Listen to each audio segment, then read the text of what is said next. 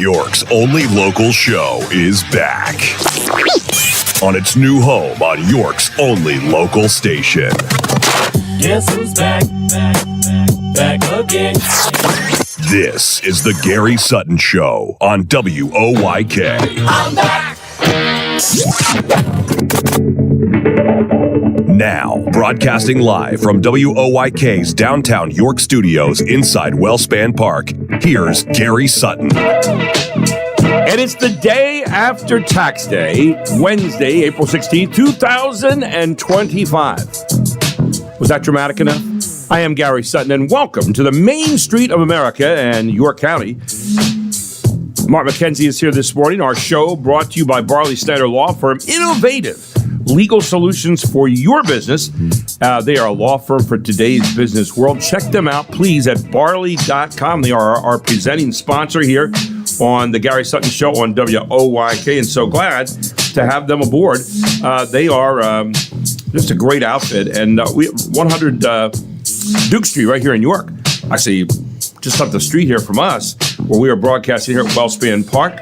It is 6:05 here on a chilly and windy morning. Mark McKenzie, as aforesaid, is here laboring and tearing away. The wind is just unbelievable out there, and it's going to be, the next few days too. So I was playing golf yesterday, and I was spared an untimely death.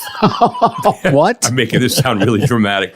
Well, I was playing on our 13th hole, which at Regents Glen is actually the Regents Glen hole, and it's our signature hole. Okay. And so I hit a ball up to the left, and I think it's going out of bounds. And I was playing pretty good actually yesterday, which is the first time all year I could actually say that.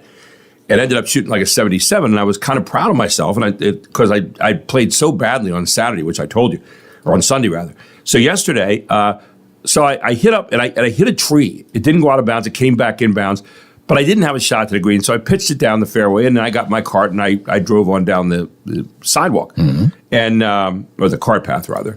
Anyway, so far, it doesn't sound exciting. Nothing at all. Nothing at all so far. Although there were limbs coming down out of the tree in front of me, fairly decent sized limbs because it was blowing like crazy. Then it started to rain sideways, and we still kept playing, which shows you we're guys. So we drive down the cart path a little ways, get down to the green. I get my putter out. I start to walk across the bridge to the green. This tree, just about 50 yards in front of where I had been up the fairway, I had just driven past it, comes down. Oh, my. And I mean, it was big. I'll bet you it was 50, 60 feet long. No kidding. And it comes smashing down on the fairway. Wow. We all stood there and watched it. You heard this crack, crack, crack, crack. And then all of a sudden, and it blasted. I mean, when it came down, it broke into log pieces. It must have been pretty rotten. Yeah. But I had been there just moments ago. So in true dramatic fashion, yes. I inserted myself into the situation saying I could have been killed. Wow, you dodged. I dodged a moment. Yeah, not a bullet. I told my wife that last night when she got home. She goes, "Oh my gosh." I said, "Yeah." And by the time did you take a picture of it or something? By the time she got home, I was jumping out of the way of the tree. The story had progressed. No, I didn't. You didn't take a picture. I didn't have time. It would happen all that fast. Oh. And I don't have my phone with me when I play the ball. I don't. That's a holy time. Yeah, I hear you. Yeah, I just don't do that. I get that. So anyway, yeah. So that was my day yesterday. I didn't dodge anything. Didn't you? No. Except responsibility. Well, it's probably. Maybe that. Probably. But no, I do that all the time. That's pretty good. Anyway, our question for the day, this is getting to be a really, I hate to say fascinating case because I don't like to negate the idea of people involved. I don't want to trivialize that. But do you think that the court system has power over the executive branch when it comes to deporting an illegal alien and alleged MS-13 gang member from this country? We're talking about that Garcia case. And this is really getting to be interesting. The Supreme Court ordered that the Trump administration facilitate this case. Now, facilitate, and everybody's saying, well, do we facilitate? Does that mean that we get him back home, or does it mean we help get him back home, or we push it along? And what's that mean? That's one of those words that facilitate. One would understand it to mean, well, get the problem done, get him back home. That's what, if you were just talking about, if we were saying, hey, I'm going to facilitate making this show go every day, Mark would say, oh, it means I got to operate the board and I got to move things along. Okay. If he said, well, I'm not sure. Should I do that? Or I don't know if I should turn it on or off. I don't know. But in the court system, And apparently in the executive branch, facilitate means something else. We're not sure what the heck that is. And so that case, we're going to talk to Jeff Coleman about that today a bit. And maybe even a little bit to Tim Barker today, our DA, to see words like that. How do you deal with words like that? I have a question, though. Do you remember when the Supreme Court, I think it was last year, gave him, the President Trump, who wasn't president at the time, in one of their rulings as to one of the cases, immunity? Like they said, Yes. if he was acting in an official capacity, that even if it was criminal, he may not be prosecuted. And I believe that was how I don't think it was quite that explicit. That explicit. What it had to do, and I'm thinking back to it, I have to go back and check the case. But one of the things I remember, it had to do with who had standing and actually going after him. It was more, does the state have a standing to go get him? I'd have to look at that. Well, in this less than honest to say I'm totally sure, and I'm not 100% sure either. My question, though, is that if he has this, let's call it conditional immunity, he's certainly acting in his, capacity in an official. I think it was official acts. He's acting in an official capacity. So if he ignored the court, would he? And most people would admit that that's probably not a good thing to do. Would he have immunity if it was even considered illegal? Because it was an official act. So we're in uncharted territory, as if we don't say that enough with President Trump. Here, this was Trump versus the United States, 603 U.S. 593. That was in 2024. Is a landmark decision of the Supreme Court of the United States in which the court determined that presidential immunity from criminal prosecution presumptively extends to all of a president's quote-unquote official acts, with absolute immunity for official acts within an exclusive, and I got to go look at this a little bit. Let me just take a look. I'm looking at the SCOTUS blog here.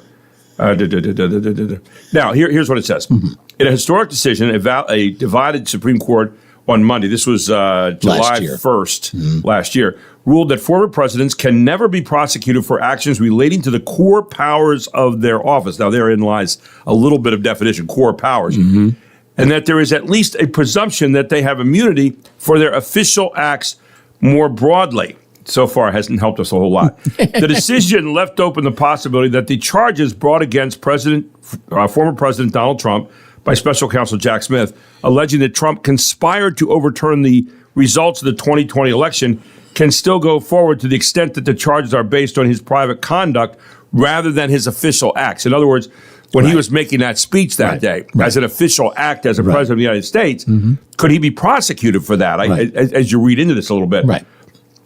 So if you can extrapolate it now to this particular situation. So he's acting officially in ordering this. So if he decides, and then the court is basically... So can the court hold him in contempt now if he doesn't do what they say he should do? And that's why this case what should I say? It's just so fascinating because the court system is saying, all right, we can order you to bring this guy back, who to complicate it even more, is an illegal alien living in this country who is protected by the court.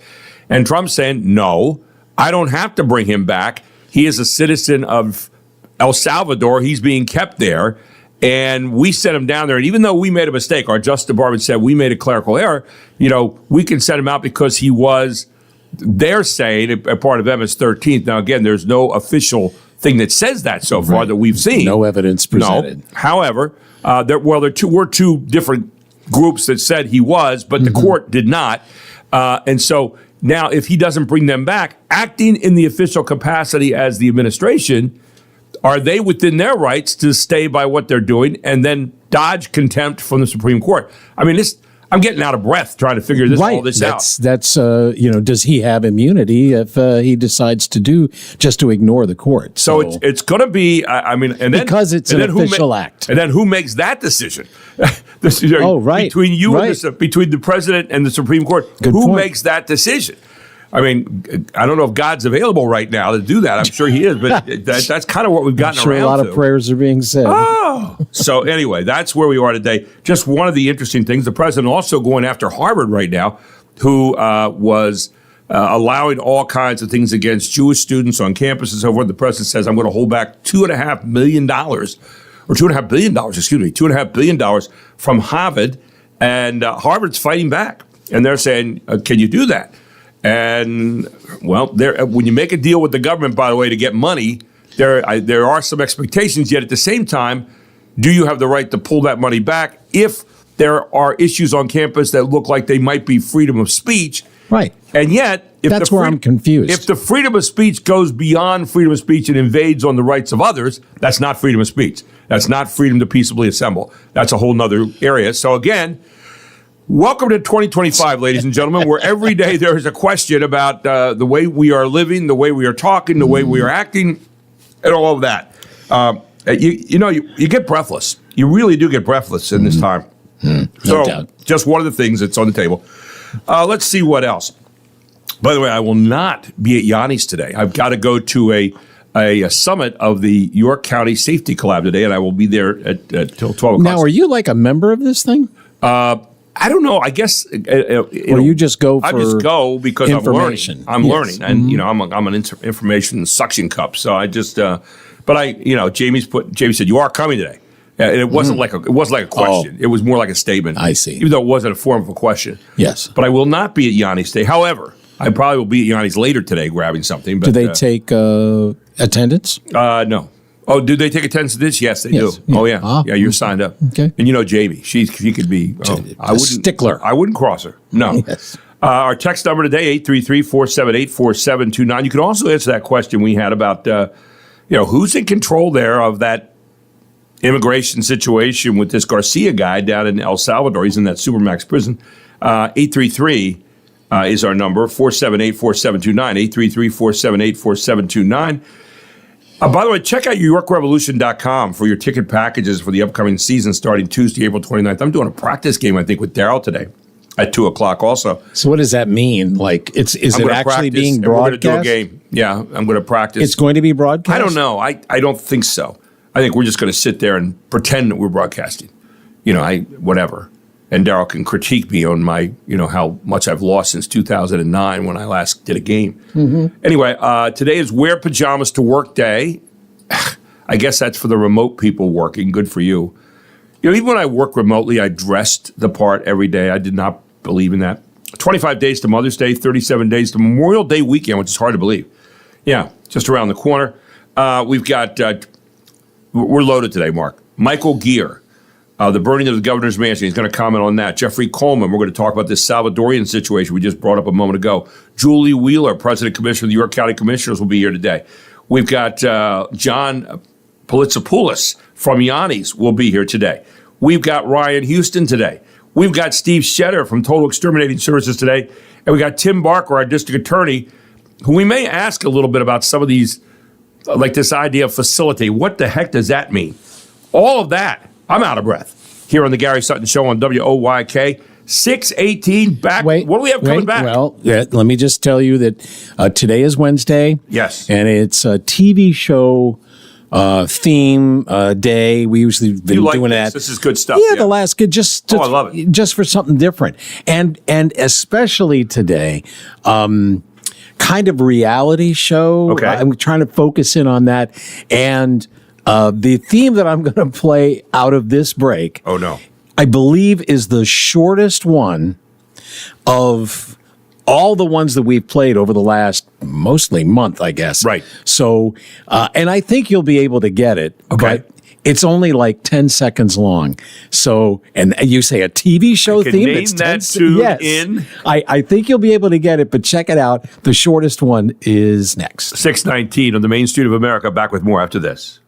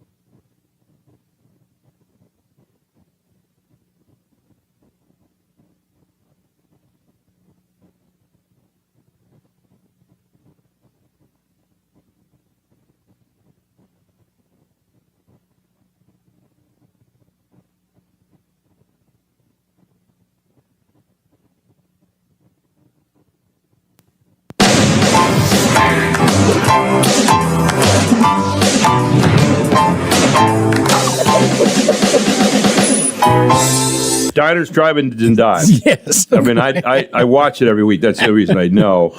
With Guy Fieri, and yeah. You know what's interesting about that show is that, they've made dozens of them, if not hundreds of them, and you can always watch it again, even if it's one of those shows, it's like Goodfellas in a way. You can always rewatch it. You can see one that you've seen, I don't know how many times. Oh, I remember they put something special in this, and it's food porn. That's what it is. Food porn. That's what it is. What the heck name is that? You just come up with a name. I mean, that's really cool. You think? Why?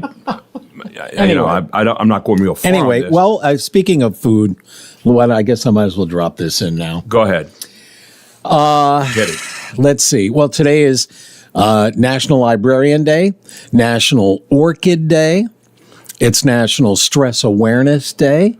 And as food holidays, it is National Eggs Benedict Day. I love Eggs Benedict. It's one of my favorite breakfast dishes. Eggs Benedict. Over at Linden Diner, they have pot roast Benedict. They've got chicken Eggs Benedict. Wow. They've got pork belly Eggs Benedict. Yeah, I mean, got all these. It says meet the Benedicts on their menu, and you sit down and eat that. I mean, I'm telling you, I've tried all of them. That's a poached egg. It's a poached egg. Yeah, no.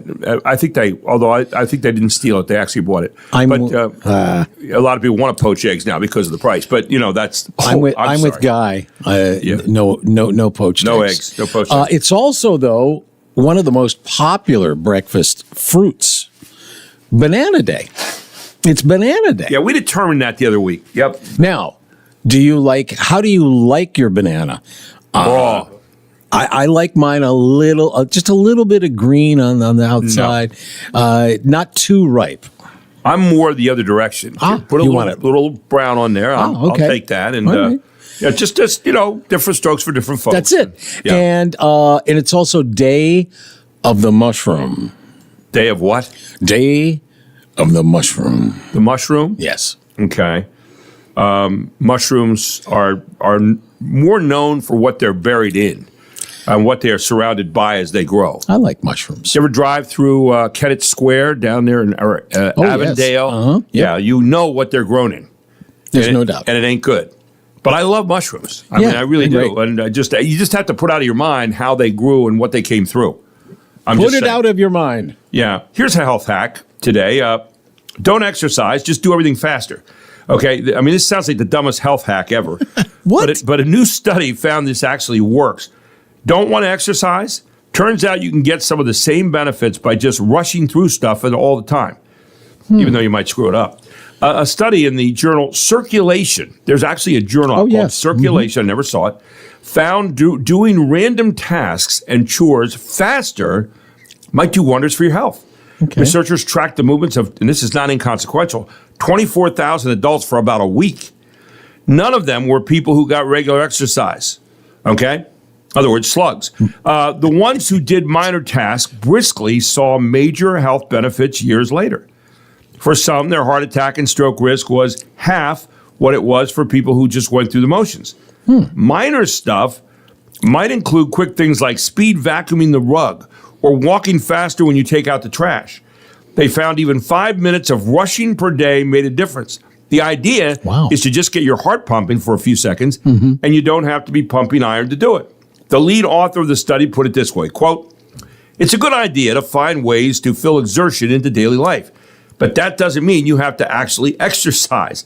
That's out of Circulation/WAPO from the Washington Post. Well, I guess we keep learning more and more. Speaking of that, though, we're learning more about what happened to Gene Hackman and his wife. Authorities have released new details in the deaths of Gene Hackman and his wife, Betsy Arakawa, including internet searches and emails from their final days. The 65-year-old Arakawa died in February of hantavirus, a rare rodent-borne disease. The 95-year-old actor died about a week later from heart disease complicated by Alzheimer's. Rodent droppings were discovered in several detached garages on the property. Searches on Arakawa's computer showed she was looking up flu-like symptoms symptoms, COVID-related dizziness, and local healthcare providers. She also emailed her masseuse that Hackman was sick but had tested negative for COVID. The family has fought to keep photos and videos sealed, citing privacy. Michelle Polino, Fox News. That's interesting. So she knew something was wrong, but wasn't sure what it was, Yeah. and was searching out all these different areas, and then searching out for her husband as well. Right. And saying it's not COVID, but something's wrong with him. And he was, 95? And, the fact that he lived, that last week longer. after, yes. He probably was dehydrated. They probably didn't eat much because she was providing all those services for him. And didn't he also have... and a dog as well. Yeah. He was also already in the stages of Alzheimer's. Right. So imagine without her being his caretaker during that time, and this idea of somebody who wants the pictures to become public, I really am opposed to that. If the family says no, it's no. The idea that somehow you drag that through, I don't think the news is that they died. Okay, and again, you're better at this than I am, Mark. But the news is that news then to have the pictures drug out there? Does the public have a right to see all that? Do they have a right? Do they have a right to that? Do they have? Is there a presumption that should be part of the news? Because you've already said, here's what happened. They used to, this might be, you probably know this. Back, one of the best-selling postcards at the time was when, was it Jesse James when he was murdered? Yeah. And they took a picture of him in his casket. And they sold those postcards. People use those as a way to communicate a picture of a guy in a casket. Yeah. So, which is really sick to me. And again, my feeling and what is are two different things. But yes. Well, and I'm also not arguing. You're right. It is sick, but that's. Well, does decency? In other words, maybe decency doesn't exist anymore. That's right. But the idea of this family says no, we don't want to put that out there because it's kind of maudlin and it's yes, and it's our family and so we've given you the story, here it is, and we're giving you information as it comes up, which we obviously reported on today, but you don't need to see the pictures of it. You've seen pictures of their house, you've seen pictures of all this other stuff, but you don't need to see pictures of that. I still maintain that they don't, but maybe who knows. Anyway, when we come back. Sure, Grandpa. Yeah, Michael Gear joins us, the president of the Pennsylvania Family Institute. We got a lot of ground to cover with him, including he wanted to comment on the fire at the governor's mansion and how we've gotten around to the point where this kind of stuff really goes on. He'll comment on that and much more when we return here on the Gary Sutton Show, the Main Street of America in York County. It's all right here on 1350 AM and 98.9 FM, WOYK.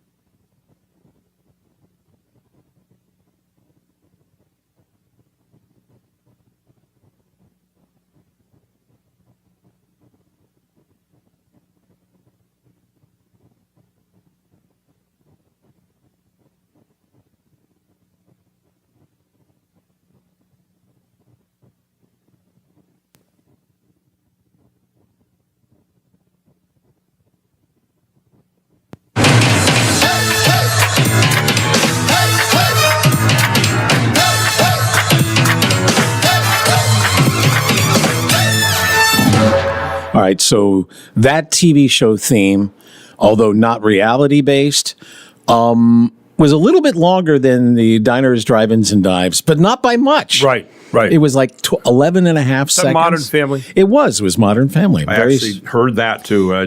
Very successful show. Looking down here. Anyway, great to have you back here on WOYK. It is the Gary Sutton Show. It's the Main Street of America in York County. And we welcome this morning Michael Geer, president of the Pennsylvania Family Institute, who joins us every Wednesday about this time. I don't know if he knew the theme there or not, but he probably has more important things to do with his day. Good morning, Michael. How are you? I'm doing well. Thanks for having me on. Well, it's great to have you aboard this morning. Want to get to a bunch of stuff this morning with you, and you sent me a number of things yesterday on my text, and I was fascinated by every one of them. But one of the things that we saw over the weekend that was really disturbing, and I know it disturbed you. You've been to the governor's mansion a number of times, was this firebombing of the governor's mansion by this guy over the weekend, this Balmer guy. And it brought some thoughts up for you. Talk a little bit about that, if you would, Mike. It really did. It was troubling to me. I was disturbed as soon as I heard the news about that. It's one thing when you hear about an act of violence or trouble in another place, but when it's close to home, as the governor's mansion is, just about a mile and a half up north of our office in Harrisburg. I've been there a couple of times, one to meet with Governor Ridge, talk about school choice, and another time was in a public open house that Governor Corbett and his wife had. And so I looked at the pictures of the damage from the fire. It was in a room that I had visited on part of that tour with Governor Corbett. But what troubled me was just the notion that it appears, and I don't think we still fully know the motives of the person who was arrested for this and who confessed to it. But it just shows kind of a downward decline in our society that people think that political violence or just violence is the answer to political disputes or religious disputes or whatever. This may be religious motivations, this may be political, I don't know. But nevertheless, violence is not the answer, and we're seeing increasing amounts of it, whether it was the Tesla protests or, the former Washington Post social columnist Taylor Lorenz was kind of swooning over Luigi Mangione for killing that healthcare executive. Those kinds of things are just beyond the pale, and yet we have polling, we have other things that suggest that many Americans think that assassinations can be a reasonable thing in certain circumstances. I don't know how our society got here, but it's not a good place. Yeah, I don't know where that jump-off point came either, Michael. I was going to ask you, and I don't have a sense of when that really started to happen, but it seems like that's our first reaction, which is to go out and do something like this. And this Cody Allen Balmer was asked about, what were you going to do to the governor? He said, well, I was going to hit him with a hammer if I saw him. Here's the governor and his 4 children and his wife asleep in the mansion, fortunately. And I was in the same room you're talking about. I was in this last year. I got invited up by Governor Shapiro on a basketball night to be with Jay Wright, the former coach from Villanova University. And I walked through the downstairs, and I was so impressed with the whole mansion. And, of course, that's where a lot of this damage took place, unfortunately not in the living quarters. But, the idea that we would go in and attack a mansion, which, by the way, is owned by the people of Pennsylvania. This is the governor's mansion where he lives, but the people of Pennsylvania are the ones that fund this. I mean, it is, in essence, our mansion and represents our executive of our state. And, it just is wrong on whatever level. And, of course, they just had a Seder dinner a few hours before that. And so you wonder if there's a religious component involved in this, which makes it bad as well, if we don't have any more toleration than that. I'm right there with you on that. Any other thoughts before we move on to our second subject here this morning? Well, it's just as I sent you a little column that I wrote. We send something out to our constituents every Tuesday, and I just, basically ended by talking about this is the Easter season, Holy Week for those of us who adhere to the Christian faith, which is, and I ended by talking about the words of Jesus in the Sermon on the Mount. These words are actually on a mural in the Supreme Court chamber in our Pennsylvania state capitol, and it's "Blessed are the peacemakers, for they shall be sons of God." And we're encouraged to pray for those in authority. I have political differences with Governor Shapiro. There's no question about that. Sure. We work on some of those issues all the time, but that's how you work on these issues. You make principled persuasion in the public square. You vote. You engage. We live in a free and a democracy that enables us to engage in that way. And violence is not the way we should do it. And you don't tear away at the individual or try to do things to them that would be hurtful in any way, physically or whatever. It's more the strength of the argument, the strength of the debate, and that's what we talk about. You've had some victories lately here for the Independence Law Center. I'll spit it out here eventually. I wanted to talk a little bit about some of those too. Tell us a little bit about what's been happening lately with that.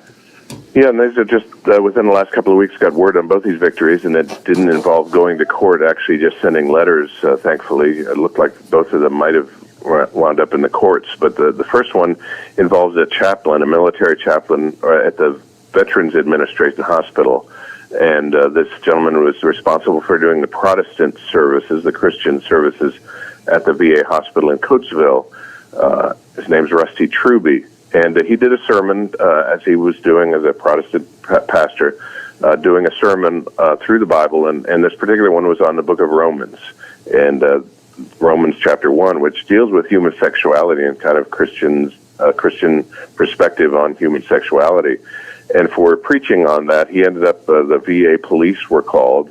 They did an investigation, and then the leader of the chaplains at the VA hospital happens to be somebody who I guess you can just describe as massively woke. Basically suspended him for that sermon, and then kind of put him on probation when he was brought back, but said that she wanted to review every sermon that he before he produced them. Basically, before he presented them. Basically to censor them. And our law firm, the Independence Law Center, got involved. Ended up sending a letter to the VA, and it ended up on the desk of the Trump administration's appointee to direct the Veterans Administration, Doug Collins, and he saw that and he said, "There's no way the government should be censoring the speech of a chaplain," and so that was overturned, and that provides freedom of religion for chaplains at the VA all across America. So that's a great victory. And I think made very clear, as you said in the article here, that religious discrimination and censorship will no longer be tolerated by VA hospitals or in VA hospitals by the administration.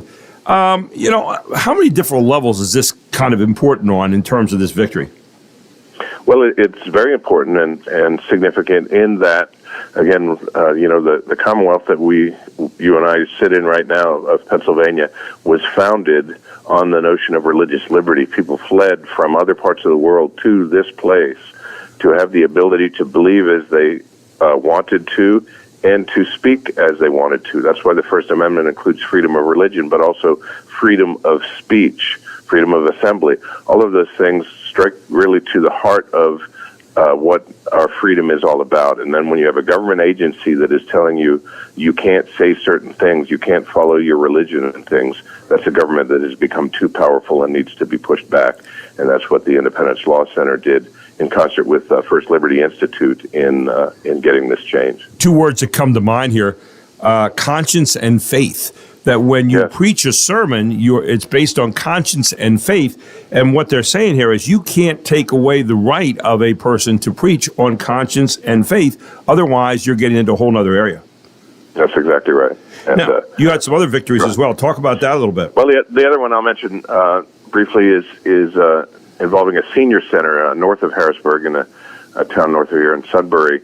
There was a senior center kind of apartment complex. It's run by a pretty large organization. It has them in other places around the country and around the state. And they, at this particular one, sent a message, a notification to all of the residents in the senior center that they could decorate their doors, they could put things on their doors, but they could not have any religious symbolism or celebrating any religious holidays. They couldn't use the common areas in the place, the meeting rooms, etc., for Bible studies or anything having any religious tones. And they did that, they said, in the name of inclusion, which, again, is a twist of the word. And that's blatantly unconstitutional for them to say that. And In this particular case, our Independence Law Center drafted what's called a demand letter, sent it to the apartment complex, which ended up in the hands of their attorneys. Their attorneys looked at it very quickly and said, this letter is right. That is unconstitutional, and they immediately rescinded their ban on expression of religion in that senior center. That's just another example of somehow, these in this case, officials in a private business, but that gets government funding for their senior center, thinks, well, the government says no mixing of religion in a publicly funded place, but that's not what the Constitution says. It's not what the law says. And thankfully, we have these attorneys who are going to bat for people in those circumstances that are being told they can't exercise their constitutional rights. There are so many things, it seems like daily now, that we have questions on in this time in which we live. But that's one. I love this word inclusion. And listen, should we be inclusive to all people in society? Absolutely. This is the United States of America. But why is it that the word inclusive usually excludes somebody? As it's used like this? I mean, it should be called exclusion, because ultimately inclusion means you're doing it for one side of people and you're excluding another group of people. Now, I get it if someone else's rights are being violated by the practice of my rights. That's not the way we're set up. But in this case, you're going, inclusion means we're going to exclude religious stuff. Everything else is okay to put on a door, but not religious stuff. You can't do that. Why? I mean, that's excluding something that is guaranteed by the Constitution of the United States and by the amendments that accompany that. That's exactly right, and part of it is that people suddenly think that they have or that it's not suddenly think, but our society's adopted a position that says no one has the right to say something that offends me. Yeah, and the notion of why we have free speech in the Constitution is that people will say difficult things that may offend somebody else. If you say you can't do those things, then you don't really have free speech. And so whether it's religion or other kinds of things about people's sexual practices or whether they choose to have children or not, all of these different kinds of things, if you talk in a way that somehow people say they're offended, they say, oh, you're excluding me, you're erasing me or whatever, and it's become sort of a hypersensitivity and an idea that words are violence. None of that is true. Violence is violence. We saw that at the governor's mansion. We're supposed to engage with words to make a difference in our society. And if we start stifling people's ability to use words, then that's when sometimes people think that they need to resort to violence. Well, you're exactly right. And that's where we are. And if I were running around, if you were running around every day looking to be offended, my goodness, we could find things that offend us every step we take during the day. But I choose to, say, well, okay, that person chooses to live that way or that person chooses to say that. If someone is trying to exercise a right and it infringes upon my right, that's another area. That's a whole nother situation.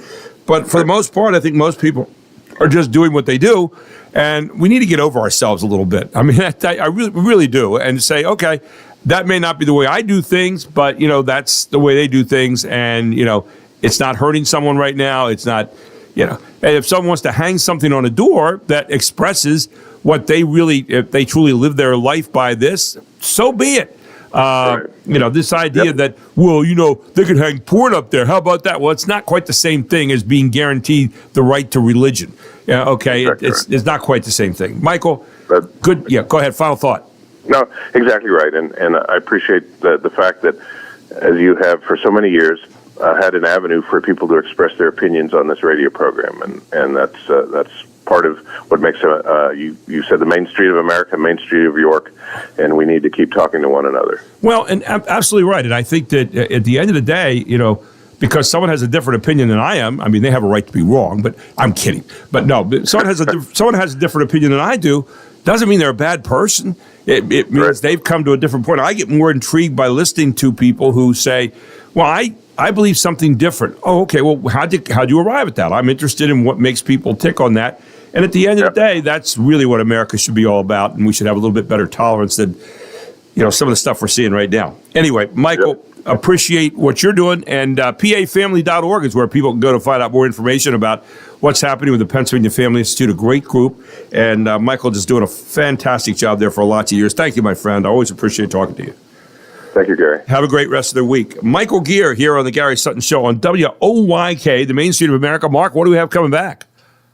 Oh, geez. I'm sorry. Well, here, I can tell you what we have. You've been doing a lot of those songs this morning, I know. We have another one, but we have some entertainment news. We learned of a game show host that passed away, and you probably will remember his name. Okay. And there is an update on the big Real ID deadline, which is I've heard about just this. a few weeks away. Yeah. And a regional, I guess a statewide chain of convenience stores is expanding to the Midwest. And I'm going to tell you about a new shortage of cousins. All here on the Gary Sutton Show on WOYK. Back after this.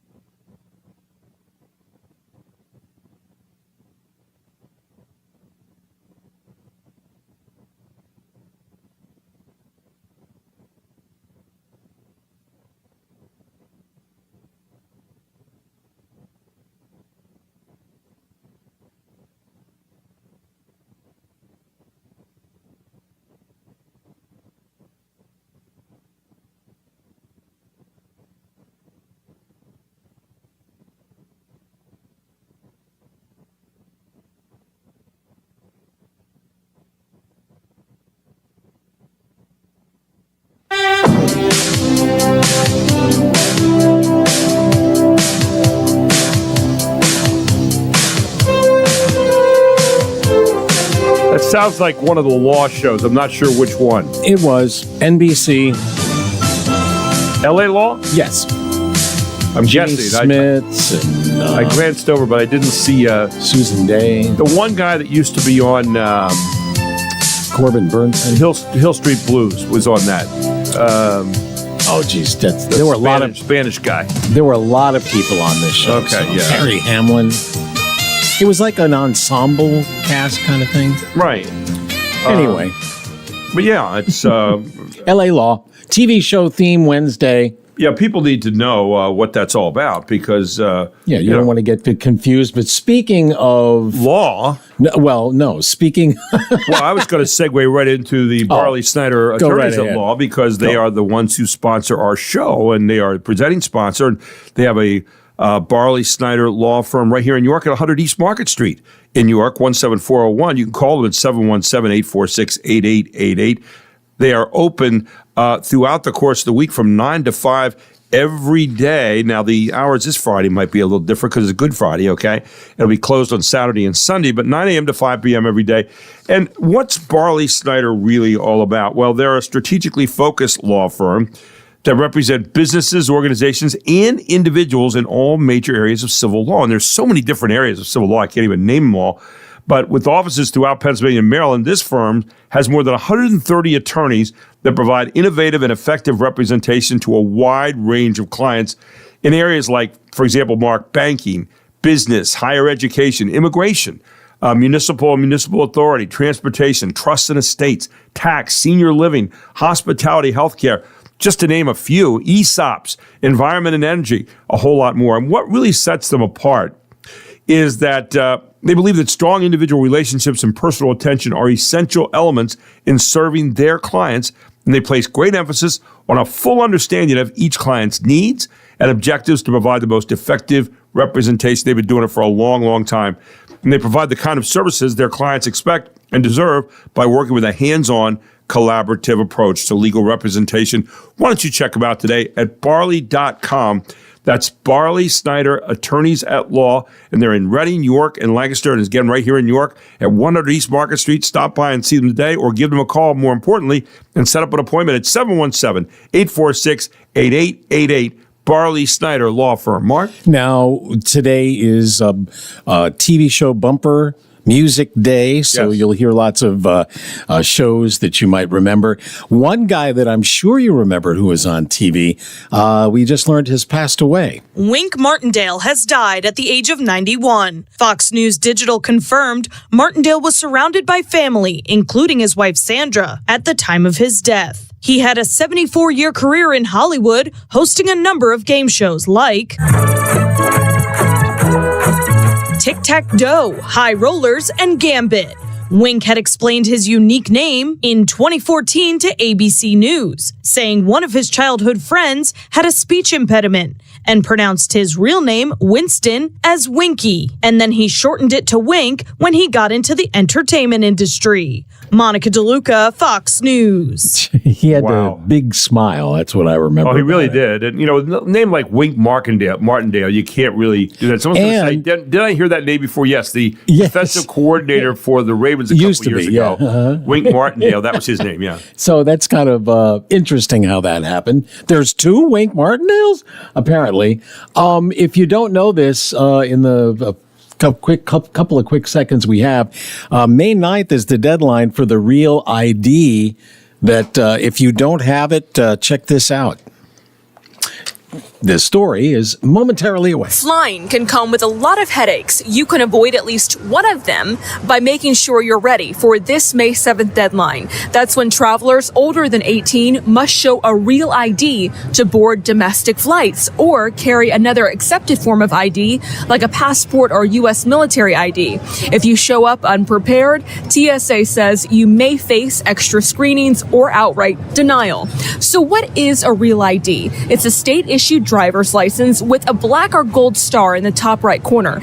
The design means they meet the security standards required by the Real ID Act, passed in 2005 after 9/11, aiming to tighten security and fight fraud.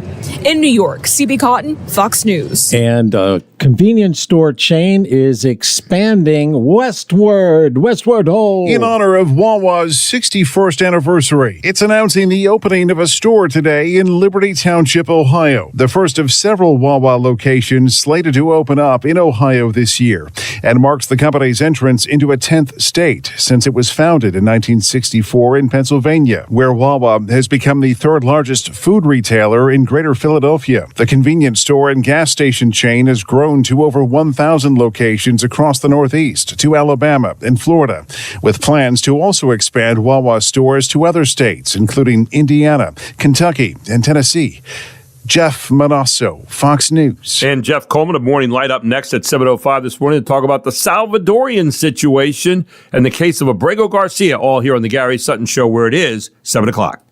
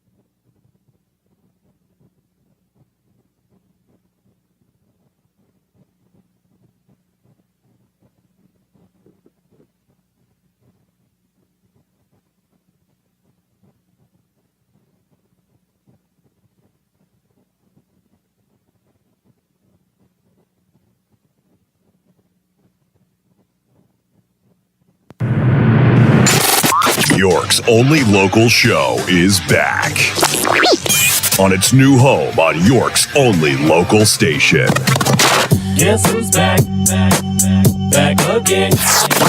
This is the Gary Sutton Show on WOYK. I'm back. Now, broadcasting live from WOYK's downtown York studios inside Wellspan Park, here's Gary Sutton. And welcome back to hour number 2 of the Gary Sutton Show here at 7:05 on a Wednesday morning. This is the Main Street of America and York County, brought to you by Barley Snyder Law Firm, innovative legal solutions for your business. They are a law firm for today's business world. You can find them at barley.com, and they're right here on WORK, our presenting sponsor. And we're so glad you could join us this morning. It is 42 degrees on Brooks Robinson Plaza. By the way, you can check out your ticket plans here for the upcoming season at YorkRevolution.com. Some great deals. And you just need to check in there. They've got like the the Silver Sluggers Award or Silver Sluggers ticket plan, which is on Tuesday nights for people of a certain age, some of us seasoned citizens, and that's there for you. But they've got all kinds of other great plans too. And of course, April 29th is rapidly approaching. I'm going to be doing a practice game with Daryl today, just on the players that are now in there. They're going through spring training right now. They just opened what was it, Monday? Yeah, they came in on Monday. I was watching guys coming in with their duffel bags and all ready to go, and this look of anticipation. Of course, they're the defending Atlantic League champions, too, so they're carrying that with them this year as well. But we're looking forward to a great season with the Revs. I'll be doing some play-by-play with Daryl, starting with the opening game on the 29th here, although he'll be on the road for a few games before that in Gastonia, North Carolina, where they start their season. But then we play against Lancaster, the white and red roses going at each other, yes, and looking forward to that starting the 29th, and I'll tell you, when you come out here, it's always a lot of fun. It's just a great entertainment venue for the family. Don't forget also to check out our podcast at the end of each day.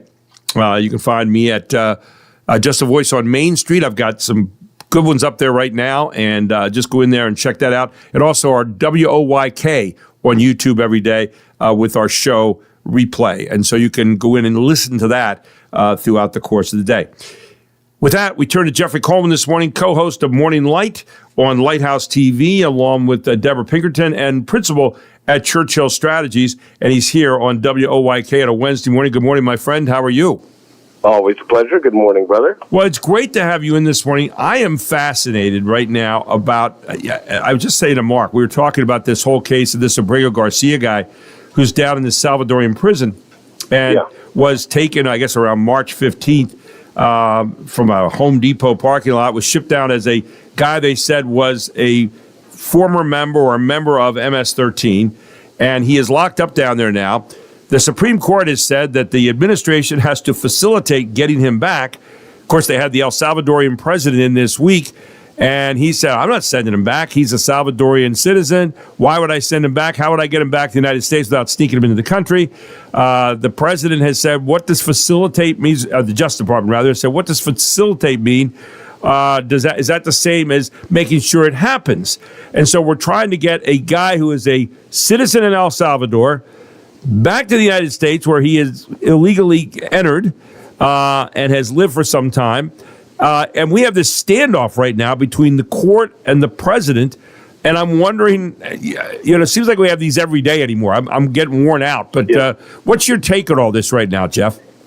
Well, I think President Trump's first instinct was to delegate this to allow the court to sift through and make a judicial judgment. It gives the president some cover, but it also allows the courts to do its job, which is to examine the evidence to see if there's been any constitutional violation. Right now, we're dealing in kind of political rhetoric from the White House spokesperson who says he's a member of MS-13 and makes these characterizations on one hand, and then the spouse of the alleged terrorist on the other. And we're not arguing, though, in fact. So if you are a person who does not enjoy having illegal immigrants and terrorists next door or gang members, you're going to be supporting the White House position. If you're a wife who feels very empathetic to a husband getting a fair trial, you're going to side with the wife. Well, that isn't the way we do things. We have a system of checks and balances and divided powers that are equally applied. The court system, though, only works when it comes to the White House. The Supreme Court doesn't have an army or an enforcement mechanism, so it's going to have to be the executive branch making the decision to honor a court's decision, and you really can't delegate that to the president of a Latin American country. It's not how it works. Now, you look at, I was reading this morning from Homeland Security, and they basically said they're setting the record straight about Kilmar Abrego Garcia, and they're saying he was a member of MS-13, and that's that. And they're not. It's not like it's wishy-washy. I mean, they're just saying he is a member.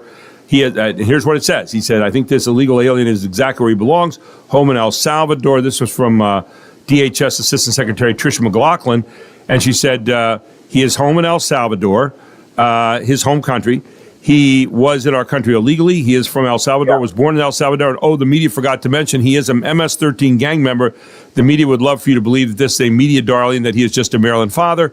Osama bin Laden was also a father, and yet he was not a good guy, and they actually are both terrorists. He should be in this El Salvadorian prison, a prison for terrorists, and hope he will remain there, quote unquote. That from an Assistant Secretary Tricia McLaughlin in Homeland Security. So, we're getting a lot of this political stuff put on top of this, and yet this is Homeland Security talking about that's who's in charge of, helping to keep our country safe. So, with all due respect to the Deputy Secretary of the Homeland Security Director, saying it is does not make it so. Correct. I mean, so the idea of saying, well, he potentially had a tattoo under his left shoulder that indicated, this is how we're making decisions in the country with a heightened degree of emotion, putting all of it out to the public like we're in ancient Rome, asking us to make decisions from central Pennsylvania, and we're calling in, hey, up or down, thumbs up, thumbs down, and send out the lions. And the president always has the largest bully pulpit, so the burden of responsibility to be meticulous in the presentation of the facts, not to do what Elon Musk did the other day, which is say, sometimes you're going to make mistakes, sometimes people, or in the case of this individual, the press secretary calling it an administrative error at the beginning. I mean, we have to be better than this. We're the United States, and our reputation when it comes to law enforcement, to global diplomacy, all these issues is at stake. Everything cannot be a campaign rally. Everything cannot be a battle of memes between CNN and the White House.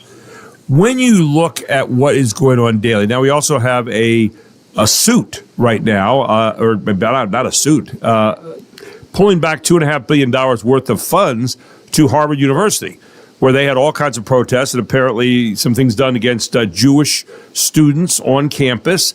And they're saying we're not going to stop letting people do the things they do in terms of protests, and we don't see it that way. And the president's saying, okay, in that case, I'm holding back $2.5 billion of funds. So now we get into a freedom of speech, I guess freedom of religion case somewhere in there. What's your take on all that as you watch this starting to unfold in yet another daily situation where we have to we're kind of our senses are kind of assaulted anymore, Jeff, in the sense that every day there's a question about our Constitution and who has what power, right?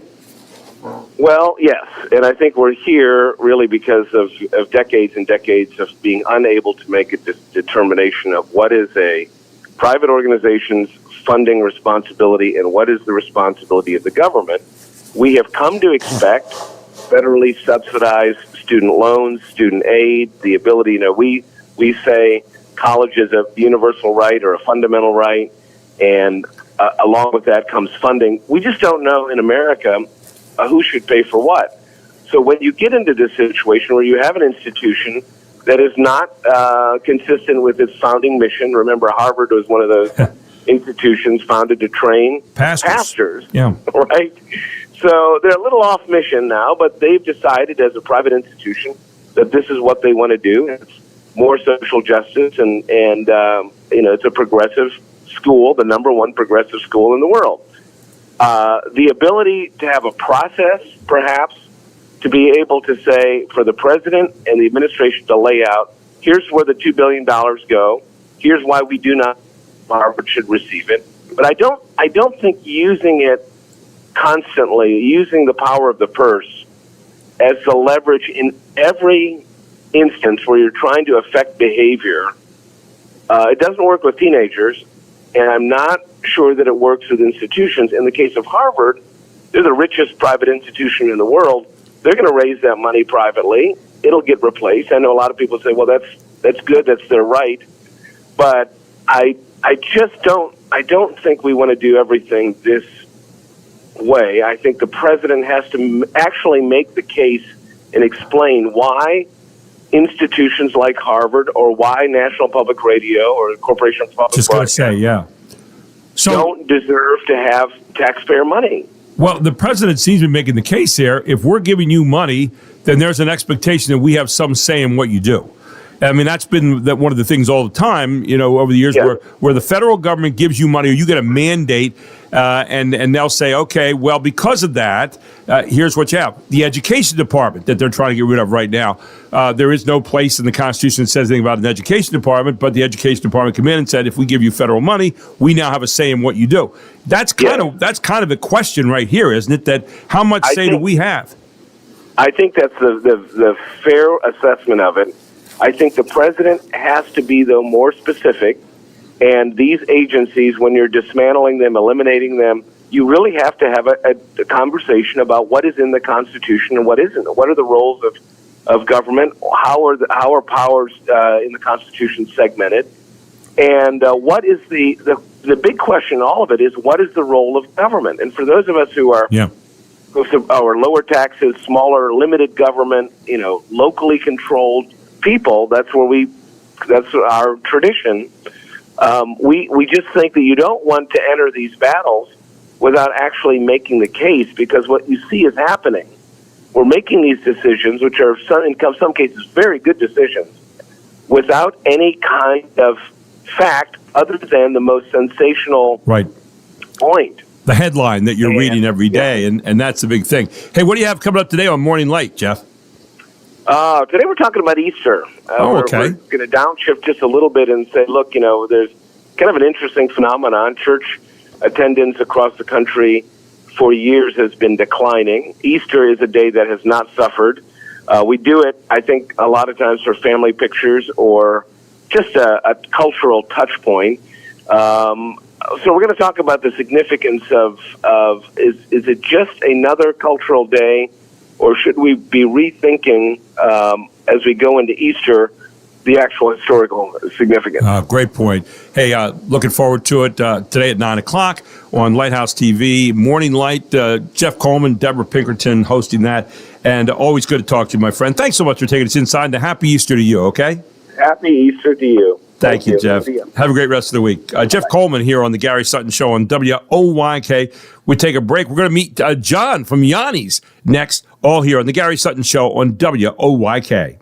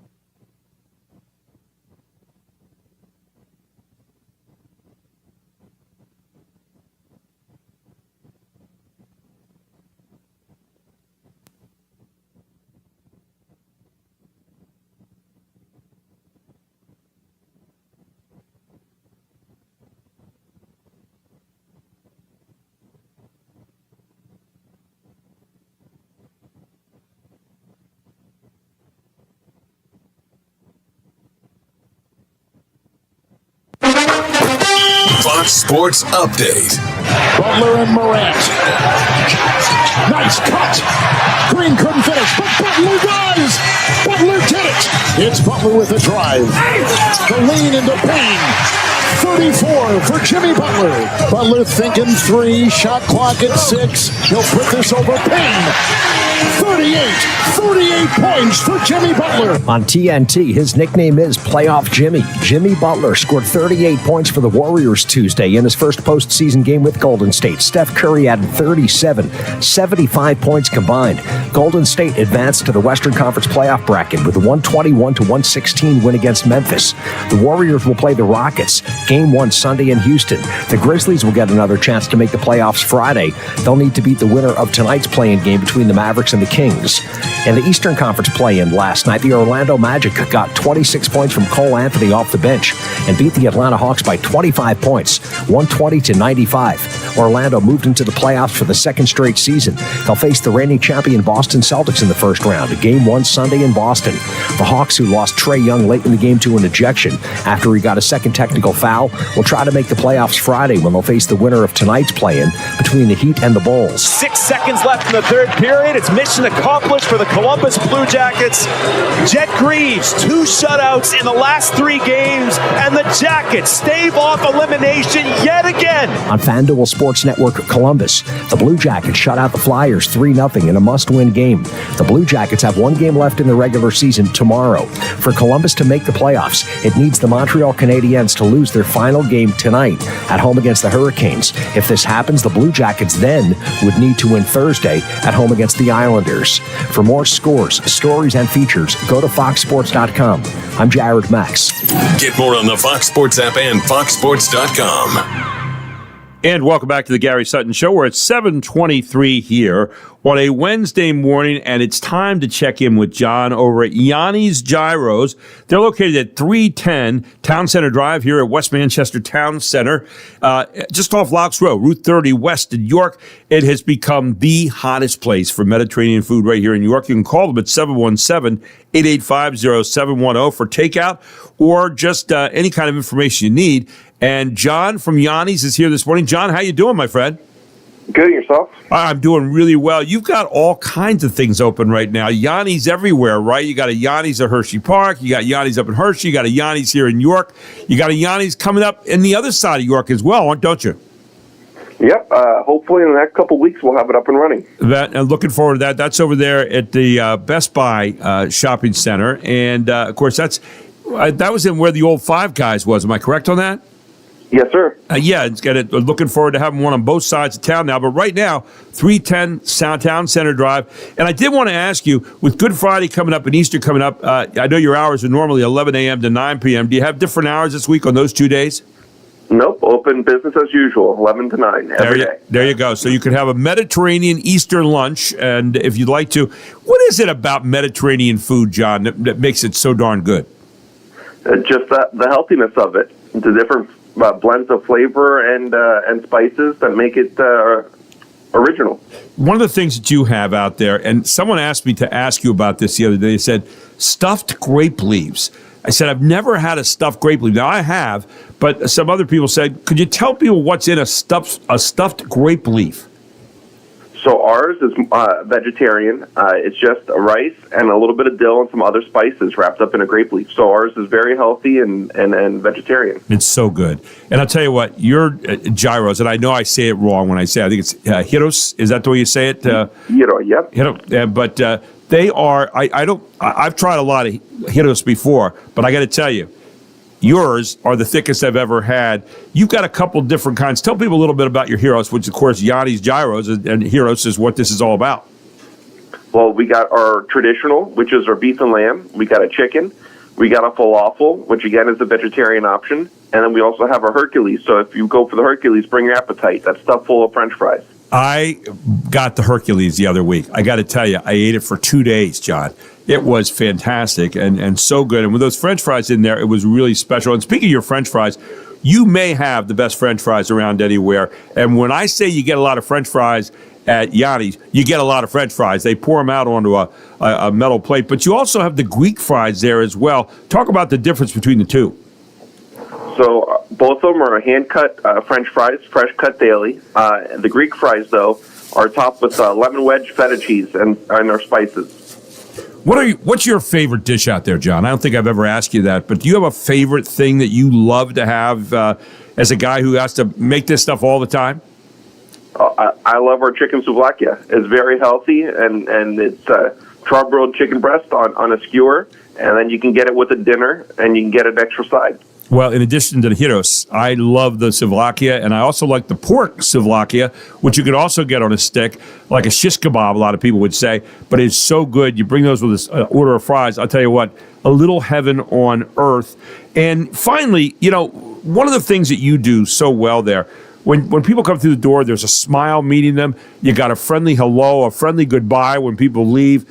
You've got great takeout service. But, service is a big part of what you do. Talk about service a little bit, John, and the kind of service you're going to get at Yanni's. Hey, we treat everybody here like family. So as soon as you walk through the door, it's just coming through our house on let's say, Easter dinner. You know what? You're so right, because, whether it's Maria, your mom, or Amanda, your wife, or your dad, Chris, everybody there is ready to give you a hug, or Charlene, or Lisa, or all the good people out there. There's a hello, there's a smile, and you're right. There's a welcoming kind of atmosphere there. It makes it very special. Ladies and gentlemen, why don't you check out Yanni's today, because it is absolutely a fantastic place to go. I go there all the time. I'm usually there every week at 12, John. I won't be there this week because I got to go to an event today from 10 until 12:30. But people can get out there nevertheless today at 310 Town Center Drive, West Manchester Township in York. It's right there at the West Manchester Township Town Center. Or give them a call ahead if you want to do some takeout, 717-885-0710. And don't forget, open Monday through Sunday. Yeah, 11 a.m. to 9 p.m. Yanni's, the best place for Mediterranean food. It is one of the hottest places in New York right now. You need to get out there and try out their menu, and you will be going back like I do again and again and again. John, happy Easter to you and your family. Thank you so much, and we'll see you at Yanni's later on this week. Okay, my friend? Thank you, and same to everybody. Thank you very much. John Politsopoulos at Yanni's. Don't forget to check them out today, 310 Town Center. Tell them Gary Sutton proudly sent you today. WOYK News Time 7:28, Mark. Are you ready to save some money?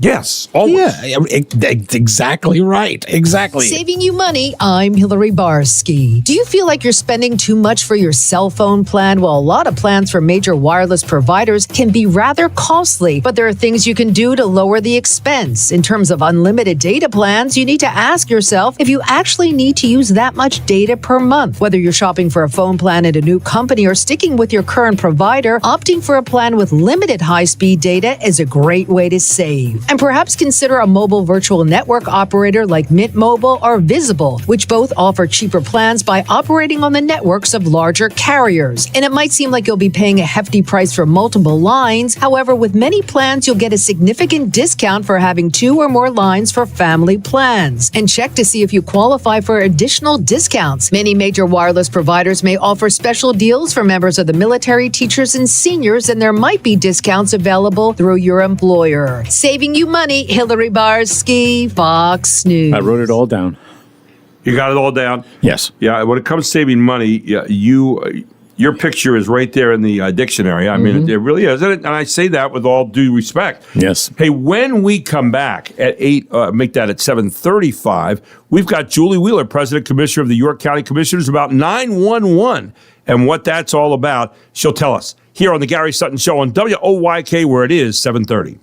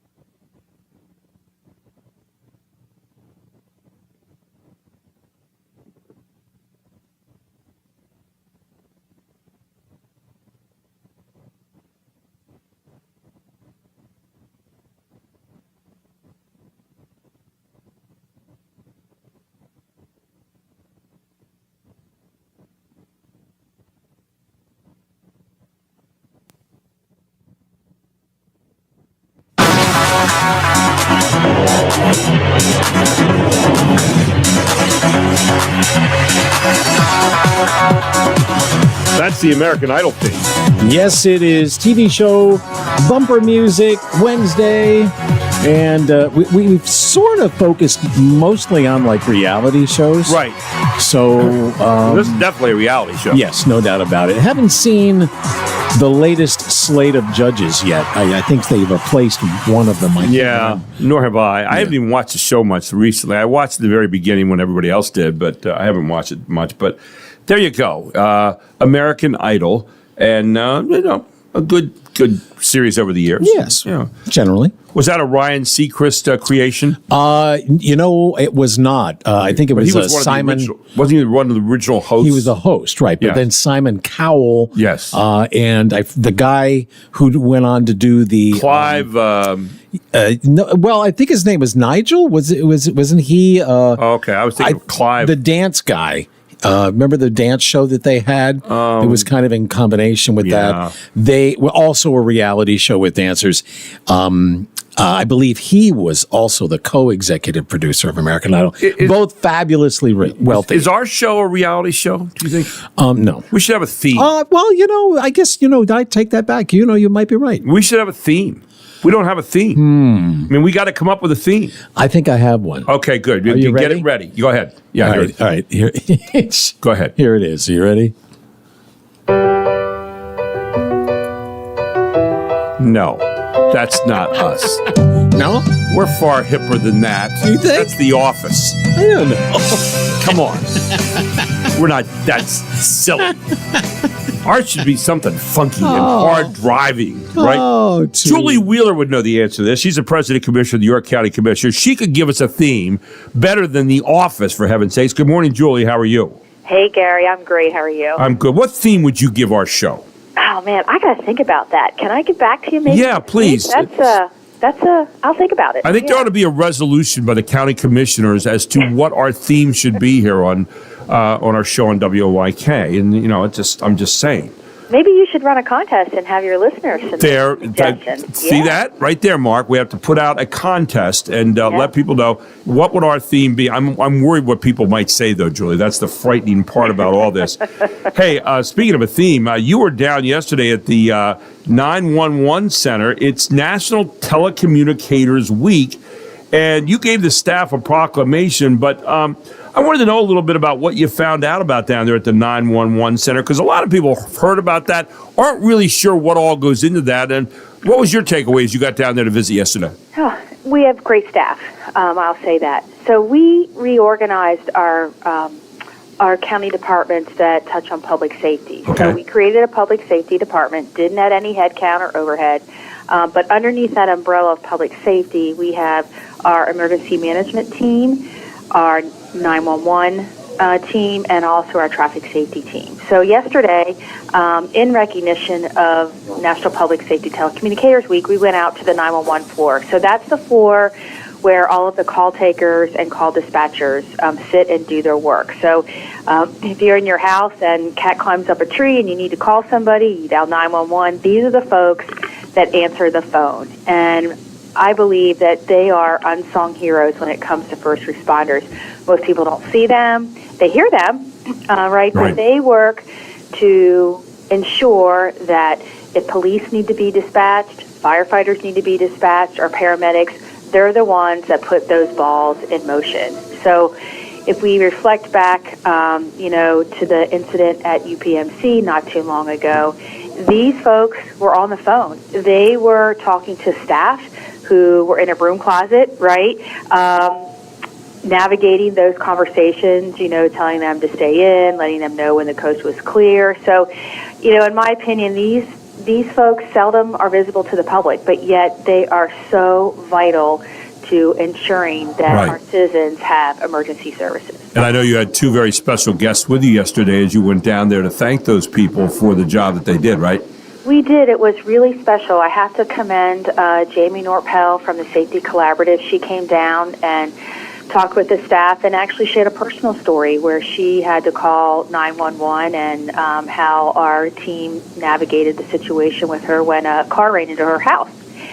And we were also blessed by Michelle Dalpizo, who is the president of UPMC Memorial. So she came down and thanked the staff and shared with them how appreciative her staff were to have those folks on the phone, a calming voice, talking them through the situation that occurred there not too long ago. So it was a real special day for our team, and I really thank Michelle and Jamie for taking time to come out and chat with us folks. You know, it's and Jamie, of course, has a big summit going on down there today at Logos Academy for the York County Safety Collab, which I know you're going to be heading down to later. I'm going to be heading down to do today as well and find out more about what they're doing.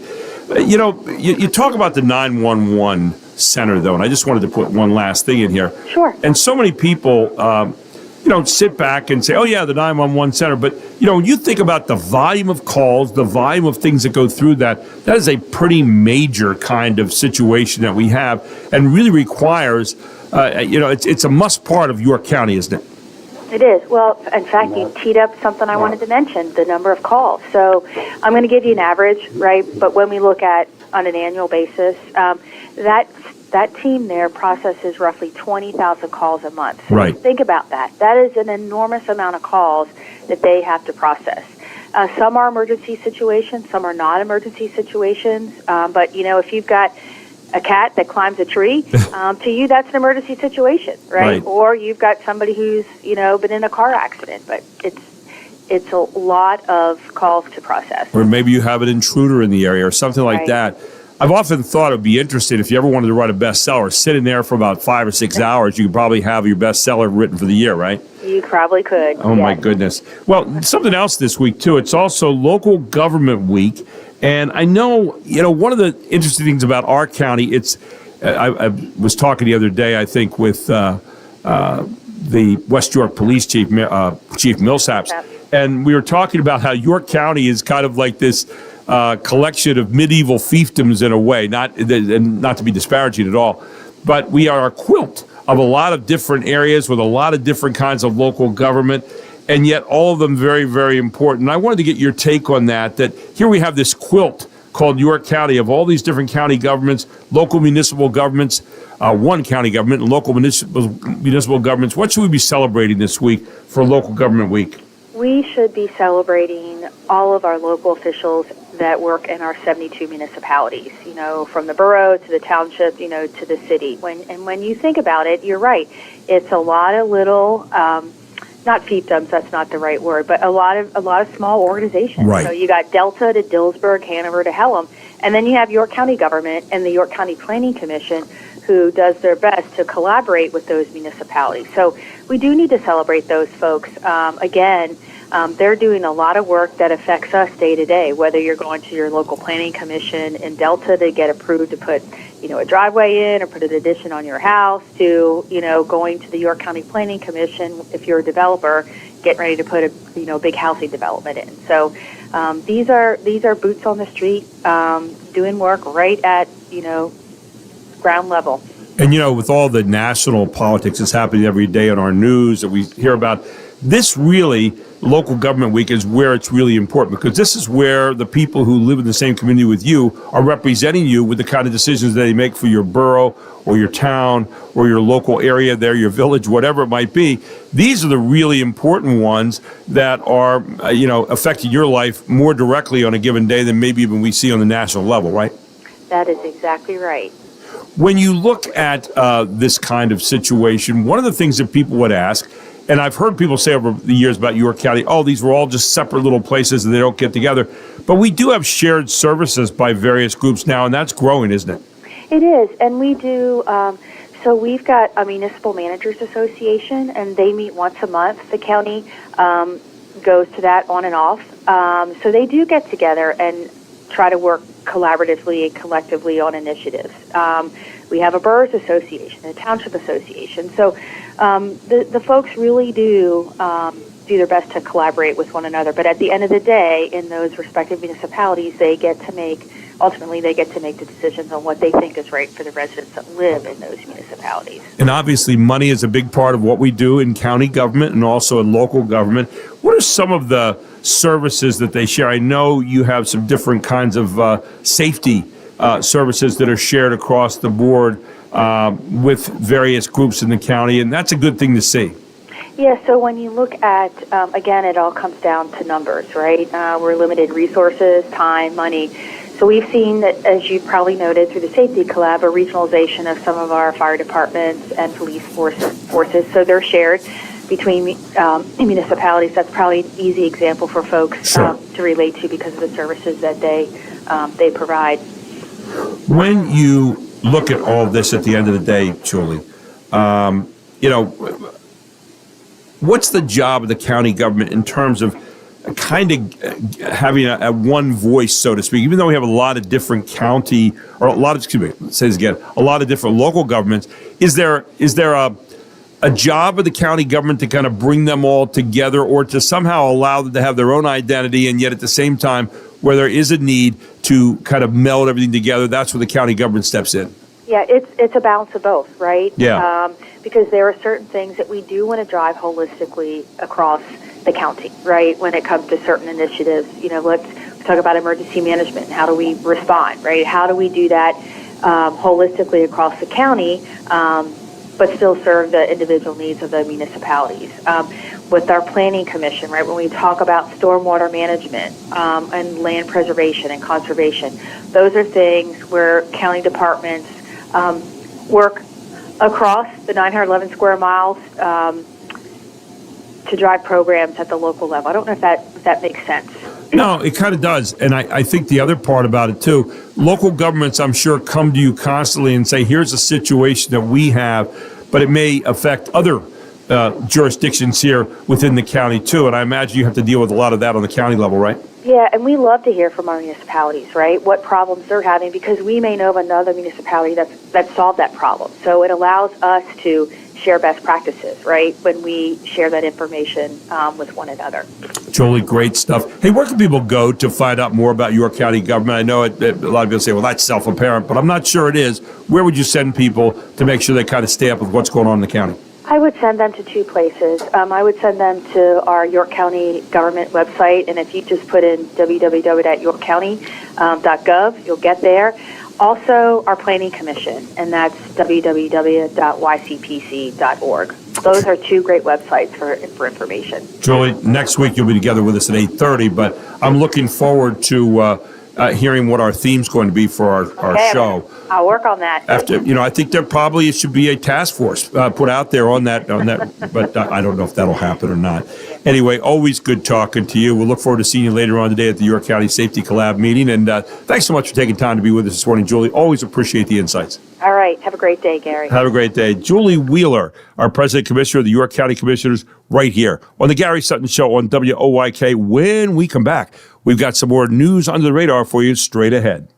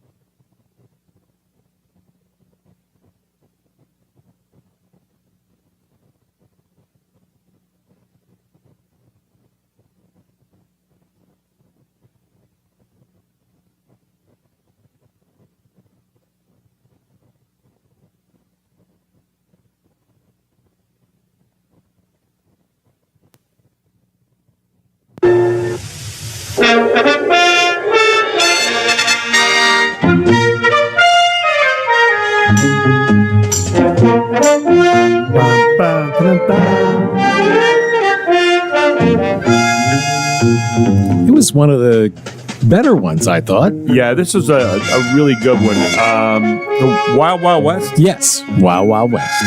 James West. And Artemis Gordon. And Artemis Gordon, yeah. They were just one of my favorite shows, by the way. And it was a way to meld our interest in Westerns and our interest in secret agents. What was the guy's name? Robert Conrad was in this. Yes. Who was later on Bye Bye Black Sheep. Baba. Baba Black Sheep. And Ross Martin, who played Artemis Gordon, who was this really innovative guy in the whole thing. They were really a good pair. It was a good show. Yeah, it really was a good show. And it was a good theme. And later on, they had the, it was an interesting combination, the movie later on with Will Smith and... yeah, that was totally the guy from Dave. Played in that as well. I can't remember what his name. He played the part of James. That West. I don't remember. Yeah, the guy played Dave, the actor. You mean Kevin Kline? Kevin Kline. He was actually James West in that. See, I did. Or no, he was the assistant. He was actually what Artemis Gordon was in this. Yes. I see. There, you got me confused. I'm very sorry. Anyway, by the way, I do want to remind you this afternoon at 4 p.m. they've got a sale out at Thomasville Country Auction. Yeah, great day for that. It's a little cold outside. It's going to be sunny, but good time to maybe get inside because it's an estate sale. And they have a high-end wrought iron garden furniture set, garden ornaments, tools, toys, fishing tackle, just in time for fishing seasons, right? And all kinds of stuff along that line. They have quality wrought iron, baker rack, 5-piece table and chair set, settee bench, 2 bar stools, 2 side tables, 3-piece bistro set, lawn ornaments, dogs, duck, rabbit, etc. They've got cement basket and pedestal, antique cultivator, pine bed, hand cart, you name it. They've got it. Even a chipper shredder. Yeah, all out there at Thomasville Country Auction today at 4 p.m. You want to see what all's on the list? Go to ThomasvilleCountryAuction.com right now. Hit auction date in the lower left-hand side. You'll see every item up for bid for today, April 16th. Now, I always tell you, maybe you're getting ready to have an estate sale. Maybe you are moving. Maybe you're downsizing. Maybe you just took a look around and said, you know what? I got some stuff here that's really valuable, but I can't keep it anymore. I'm not using it. I want to put it out to someone who can. Jack and Cheryl Hooks are the people to call. They've been doing this for over 40 years, ladies and gentlemen. They've had Thomasville Country Auction running really well during that time because they take an interest in what your countyans want to talk about. Give them a call today at 717-764-5403 and have them come out and talk about your stuff and putting together a sale for you. They'll even tell you how they can haul the items from your house to their auction house, and then they'll do what they did for me, set up a sale or sales. I had 4 sales to get rid of all the things in an estate sale and then even sell your real estate. Cheryl could do that for you and save you lots of money. What are you waiting for? Give them a call today at 717-764-5403. Tell them Gary Sutton proudly sent you. I'm not only a guy that really believes in what they do, I'm a guy that believes so much that I let them do it, and they did right by me. They'll do right by you as well. Jack and Cheryl Hooks at Thomasville Country Auction. Call them, 717-764-5403, or see them in action this afternoon with a sale at 4 p.m. It's a Thomasville Country Auction, Route 30 West at the railroad tracks in Thomasville. So it's been a long time since we have visited Florida. Oh, and what's happening there? Oh, same old stuff. A Florida woman, police say, was buying and selling human bones on Facebook Marketplace and in her shop, has been arrested and charged with trading in human organs and tissue, a second-degree felony. Kimberly Shopper's business partner, who faces pending arrest, saying they were unaware selling human bones was prohibited in Florida. Police began looking into their Orange City store, Wicked Wonderland, back in 2023, after a tip which included images from their Facebook page, which advertised various human bones for sale, complete with pricing information such as a rib bone for $35 or partial skull for $600. Police confiscated the remains, which Shopper said were protected by Florida law, as educational models. Lillian Wu, Fox News. Oh, my. Oh, geez. So not much has changed. No. Oh, my. Well, and some good news. NVIDIA announced a push to produce NVIDIA AI supercomputers entirely in the United States for the first time. That's not happened in a while. Its Blackwell AI chips have started production in Phoenix at Taiwan semiconductor plants. Now, the news comes after President Trump imposed high reciprocal tariffs on a long list of countries.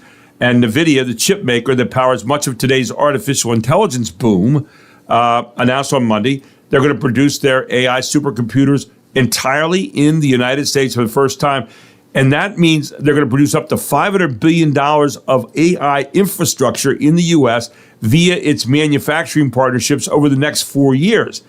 They said, quote, adding American manufacturing helps us better meet the incredible and growing demand for AI chips and supercomputers, strengthens our supply chain, and boosts our resiliency, quote unquote. That was CEO Jensen Huang said.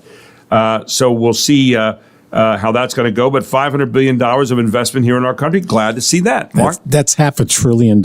I know. Is that amazing? Yeah, of course. But what's hotter than making chips right now for supercomputers, right? Well, and NVIDIA has had some trouble with last year. They were very hot. They were the hot stock item last year. But now it looks like there may be other ways of achieving AI without needing NVIDIA to be the leader. So I guess it remains to be seen. But since you were bringing up tech news, check this out. Installations may be susceptible to hack attacks due to dozens of newly discovered security flaws, 6 Now that is in Windows 10. Of which Microsoft admits are being actively exploited.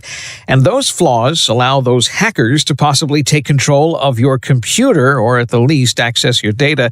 A security patch already being pushed by Microsoft is supposed to fix it, but the need for a fix demonstrates what could still happen to Windows 10 beyond the coming October expiration date. While Windows 10 will still work on your computer after October, Microsoft won't be helping to plug up vulnerabilities discovered after that point. Eben Brown, Fox News.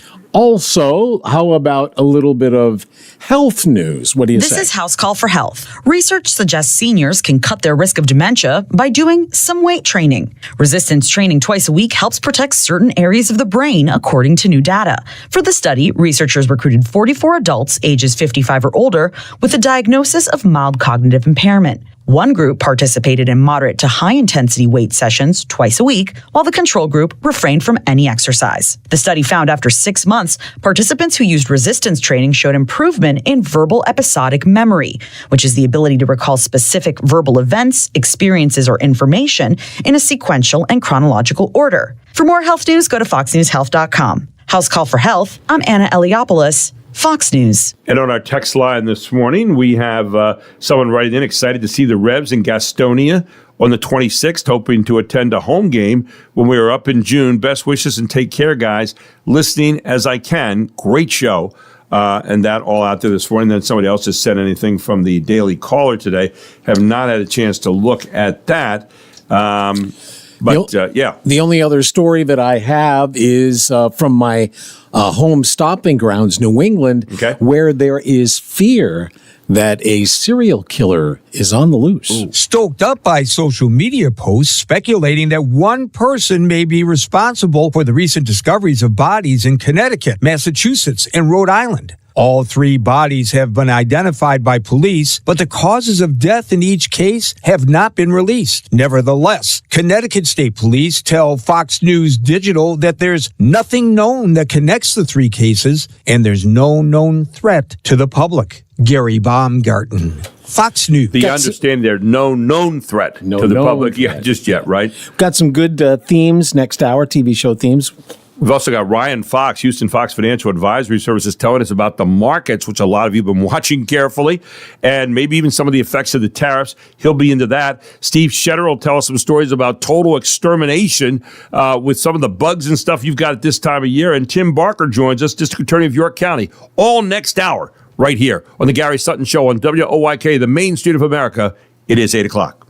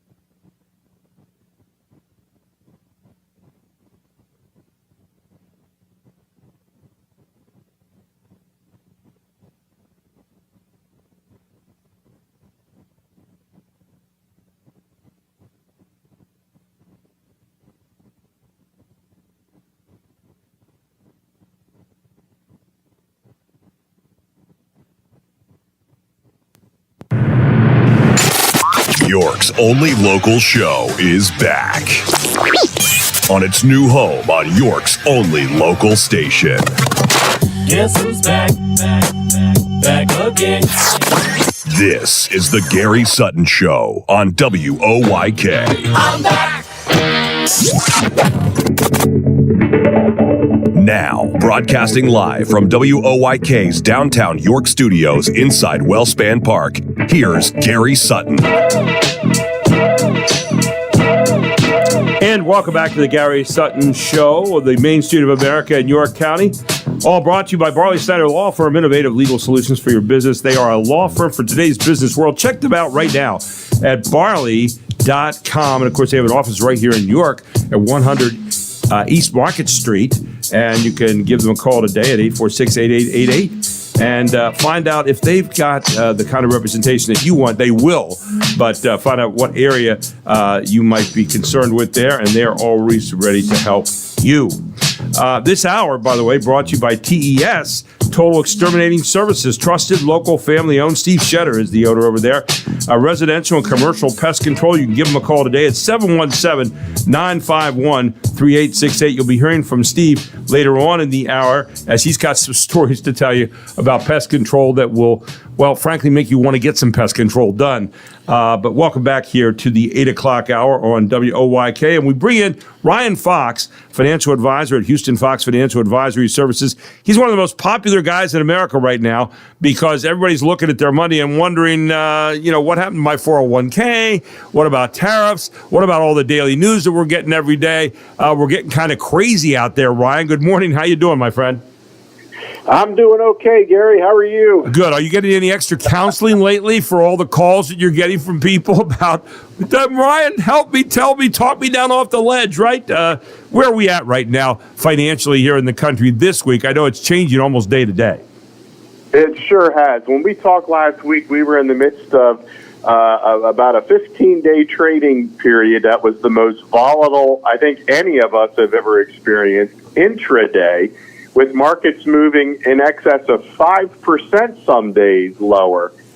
Thankfully, since we talked last week, markets have calmed a bit as we kind of seem to have what I'm hoping is a bottom in markets. And part of that is because I think a lot of the selling's been done. The money that's wanted to move out of stocks and out of bonds largely has been done. Now, that doesn't mean we won't see more volatility, but right now what we're seeing in markets is any sort of glimmer of optimism, basically with China and a couple other major world nations negotiating on tariffs, is seen as really, really optimistic news. In fact, there's a news report, I'm just scanning it right now. China's opening the door to trade talks, the report says, if certain conditions were met.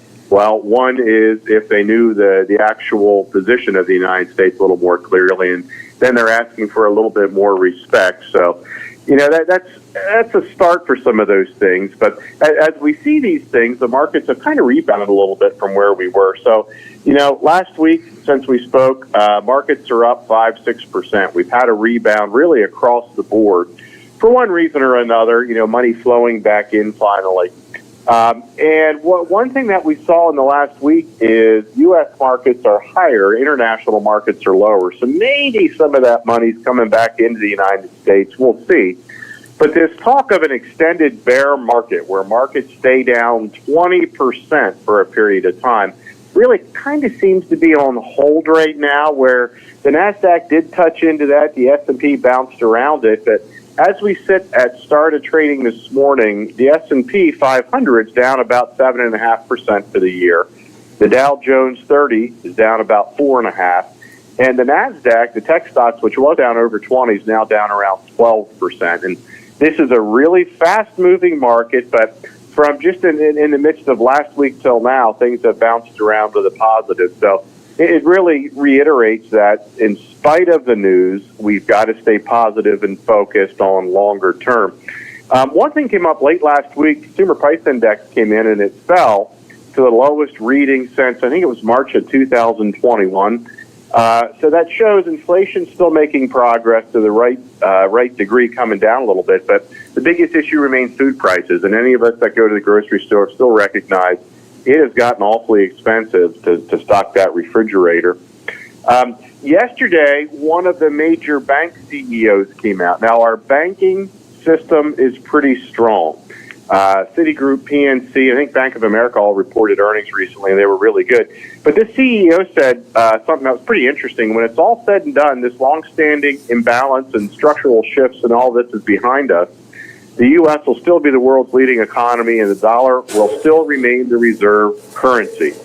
So that was good for markets. That was kind of a reinforcement that these tariffs, these tantrums, these negotiations are headlines, they're knee-jerk reactions in markets, but we're going to get through it. So just a little bit of an overview of what we've seen week to week, sometimes day to day. A lot different than it was a week ago, and hopefully a week from now we see more positive progress too. Ryan, one of the big news stories that came out yesterday was NVIDIA to mass produce AI supercomputers in Texas as part of the $500 billion U.S. push. The idea that they're going to actually come here to the United States for the first time and produce these supercomputer chips was big news yesterday. How big was it for the for the economic markets?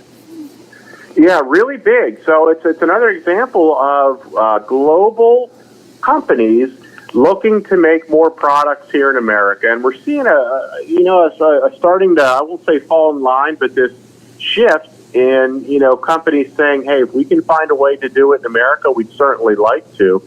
And NVIDIA is one of the biggest tech stocks in the world, and they're going to try to move some of those things here. I think it's a really, really good move.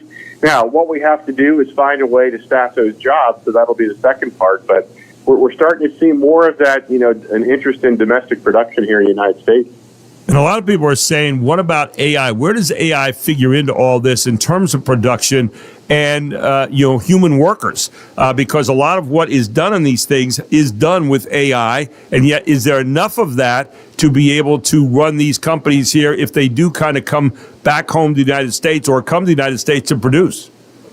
Yeah, between AI and robotics and how they melt together in production, it's really fascinating that artificial intelligence has the ability to fill the void massively in the labor pool when we can't find workers.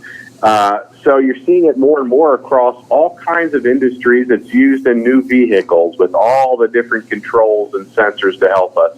We use all these different technologies in more ways than what we know.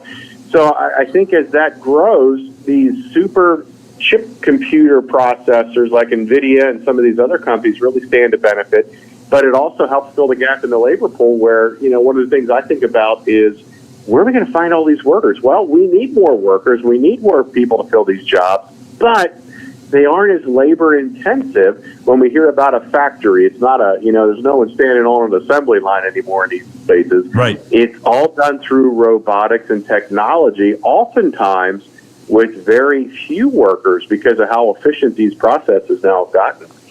Ryan, you always take a look at, kind of the markets. I was listening to an investor yesterday, and he said the one thing that he said kind of still has me a little off balance is President Donald Trump. Because, he is going day to day on things. Sometimes it looks like he's going by the seat of his pants. A lot of people are wondering about that. What's your take on that when you hear investors say, until that all settles down, we're not going to feel real good just yet or like we're on real solid ground, I guess? Yeah, I don't think President Trump's going to stop making headlines with the things he's saying and thinking about. He does something really, really well, and that's think out loud. And sometimes when we think out loud, things come out.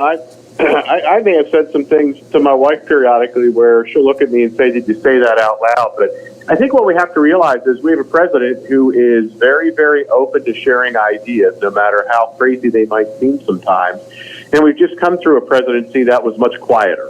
Right. And, with negotiations with China, that's one thing they said this morning, it seemed like in that news report, if there's more respect. Well, China would prefer very quiet diplomacy to negotiate. President Trump wants to negotiate through the media and headlines and through Oval Office visits where they have the media involved.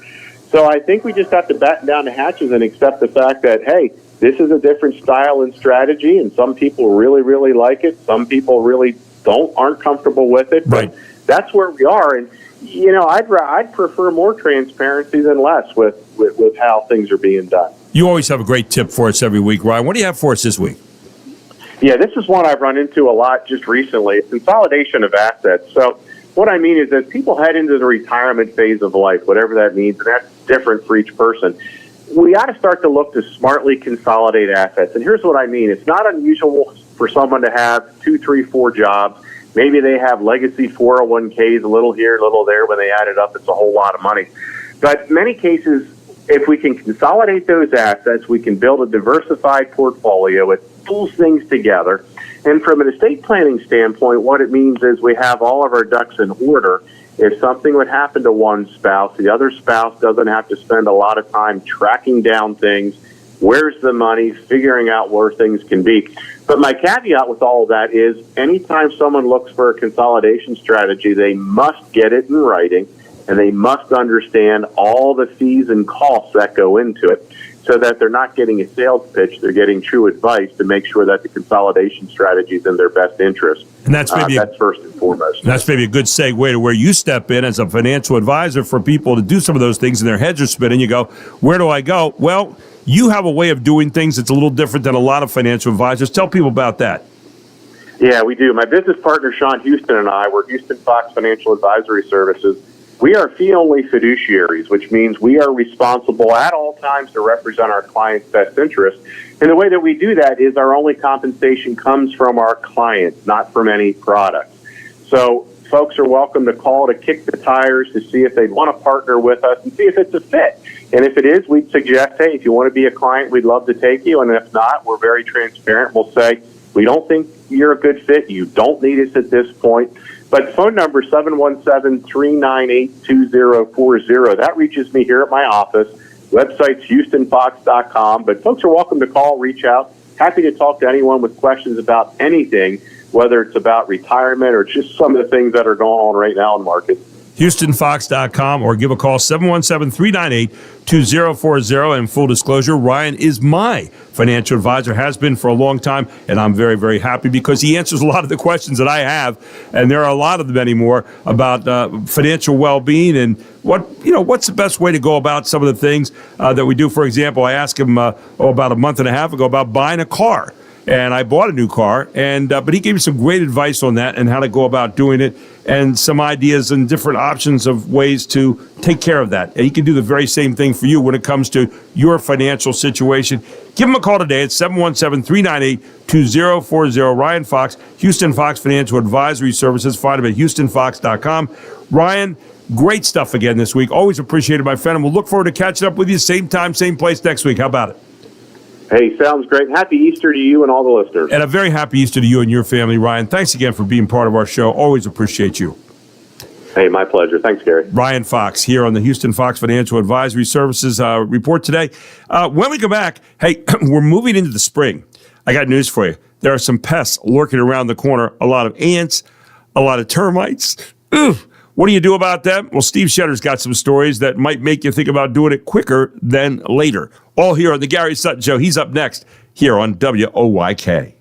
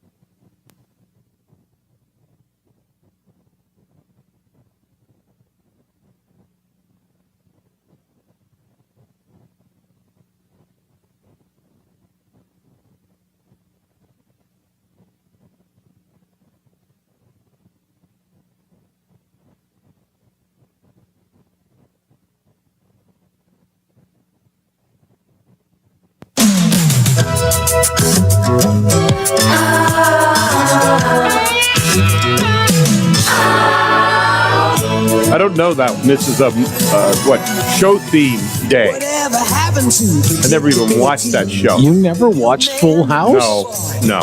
Oh. No, you know why? Because I was living, doing stuff. Yeah, I mean, it's Bob Saget. Well, I guess I'm aware, but and the kids. I probably passed it sometime on my way to somewhere else. Yeah, Jody. No. Lori Loughlin. No. Of course. Lori Loughlin, the one who tried to send her kids to school for rowing scholarship or whatever. She did. But Full House was a very popular show. So popular that after it went off the air, a few years later, they brought it back. Really? So, yes. Okay. So, it's it was a very popular show in the Well, speaking of Full House, if you have a house full of pests right now, you need to talk to people like Steve Shetter, who is the owner of Total Exterminating Services, trusted, local, family-owned. And, Steve, we're talking about the Full House theme here, but, man, sometimes your house can be full of unwanted visitors, right? Good morning, Steve. Good morning, Gary. Yes, this is the time of the year where houses are filling up with unwanted guests. Steve, last week you told us about the house with 150 mice.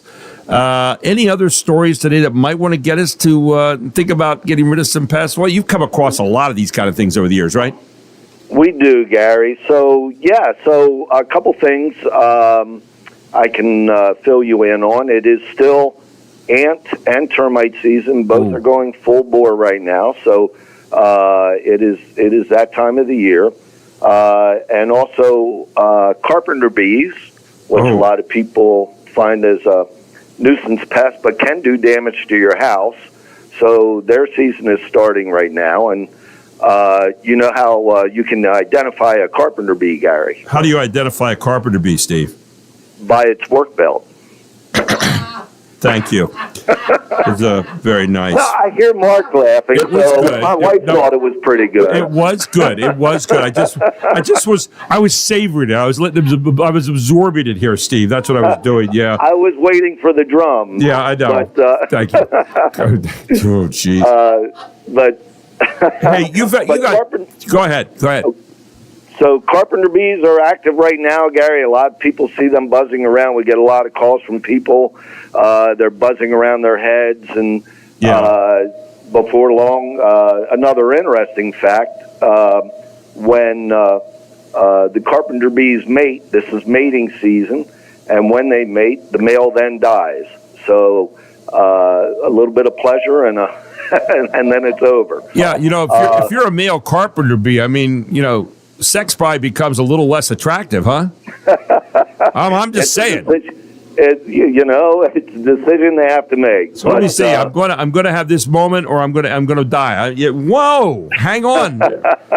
You might be going to join the bee monastery. I don't know. I'm just thinking out loud here. But anyway, you've got over 35 years experience here, Steve. And what have you learned in that 35 years experience about people and pests and getting their homes? A lot of people put it off and they say, I can get by. I don't mind.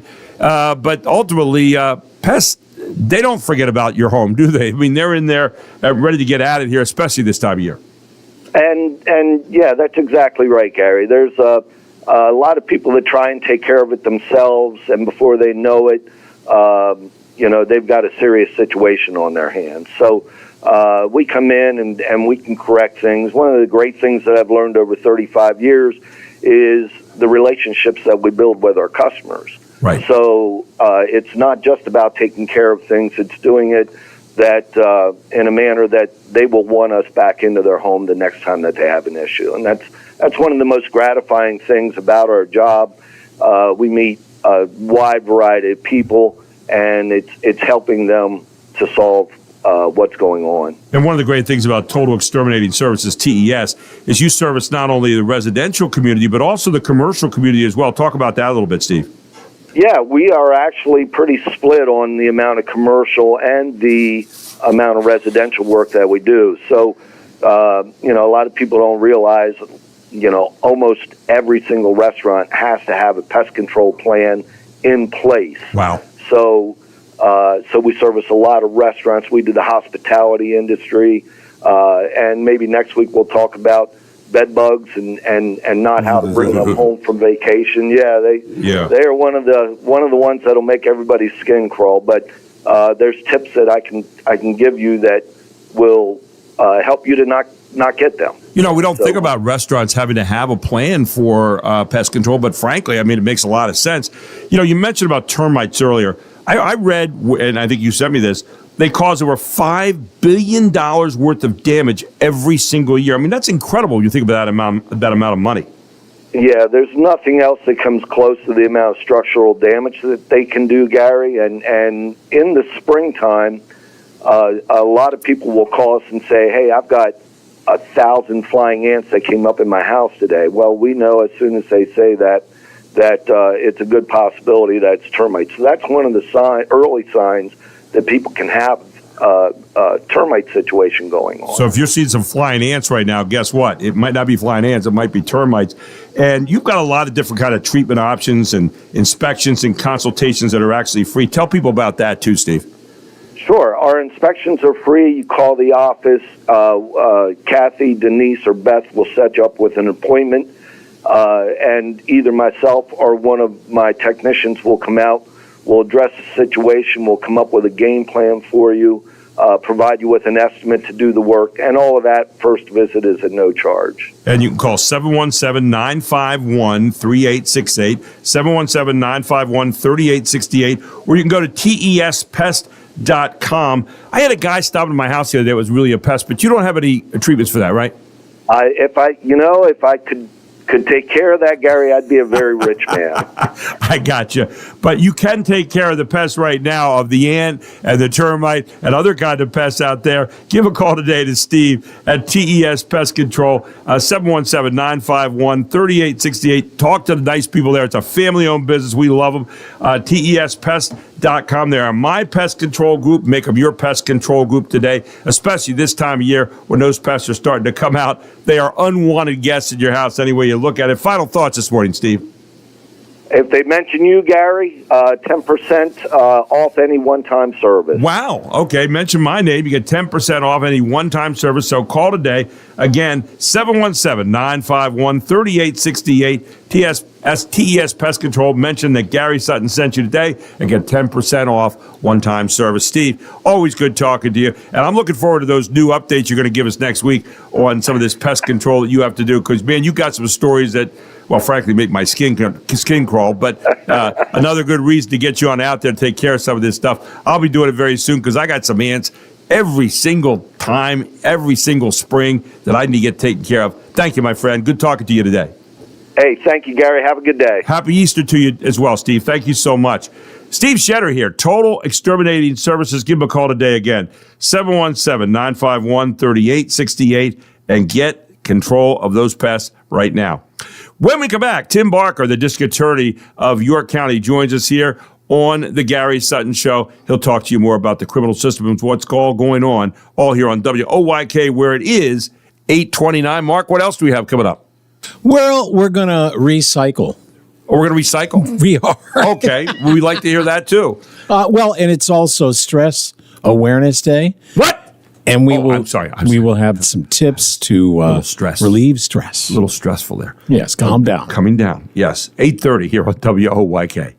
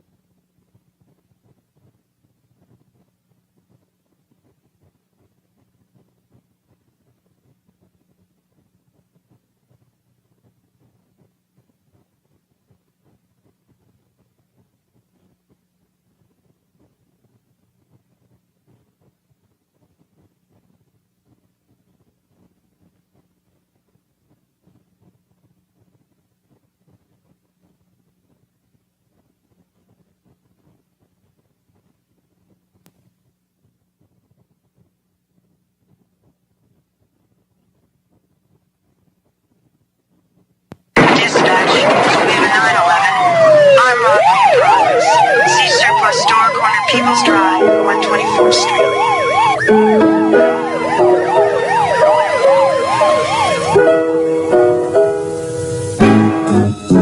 This was probably as good a police show as there was out there, I thought. Dan Travanti and Hill Street Blues. You know, and it was a good theme. Mike Post. Michael Ward, former point guard, by the way, for the UCLA Bruins, where he won national championships with Kareem Abdul-Jabbar, then known as Ferdinand Lewis Alcindor. It was a good ensemble show. Yeah, it was. It was really good. James Sicking, who was way too serious in that as kind of the sergeant. In the theme written by Mike Post, who wrote a number of TV show themes. It is TV show theme bumper music on this Wednesday. Next week, I'm toying with the idea of doing game shows. Yeah. Game show themes. So, yeah, it was and Veronica Hamill. She was a good look.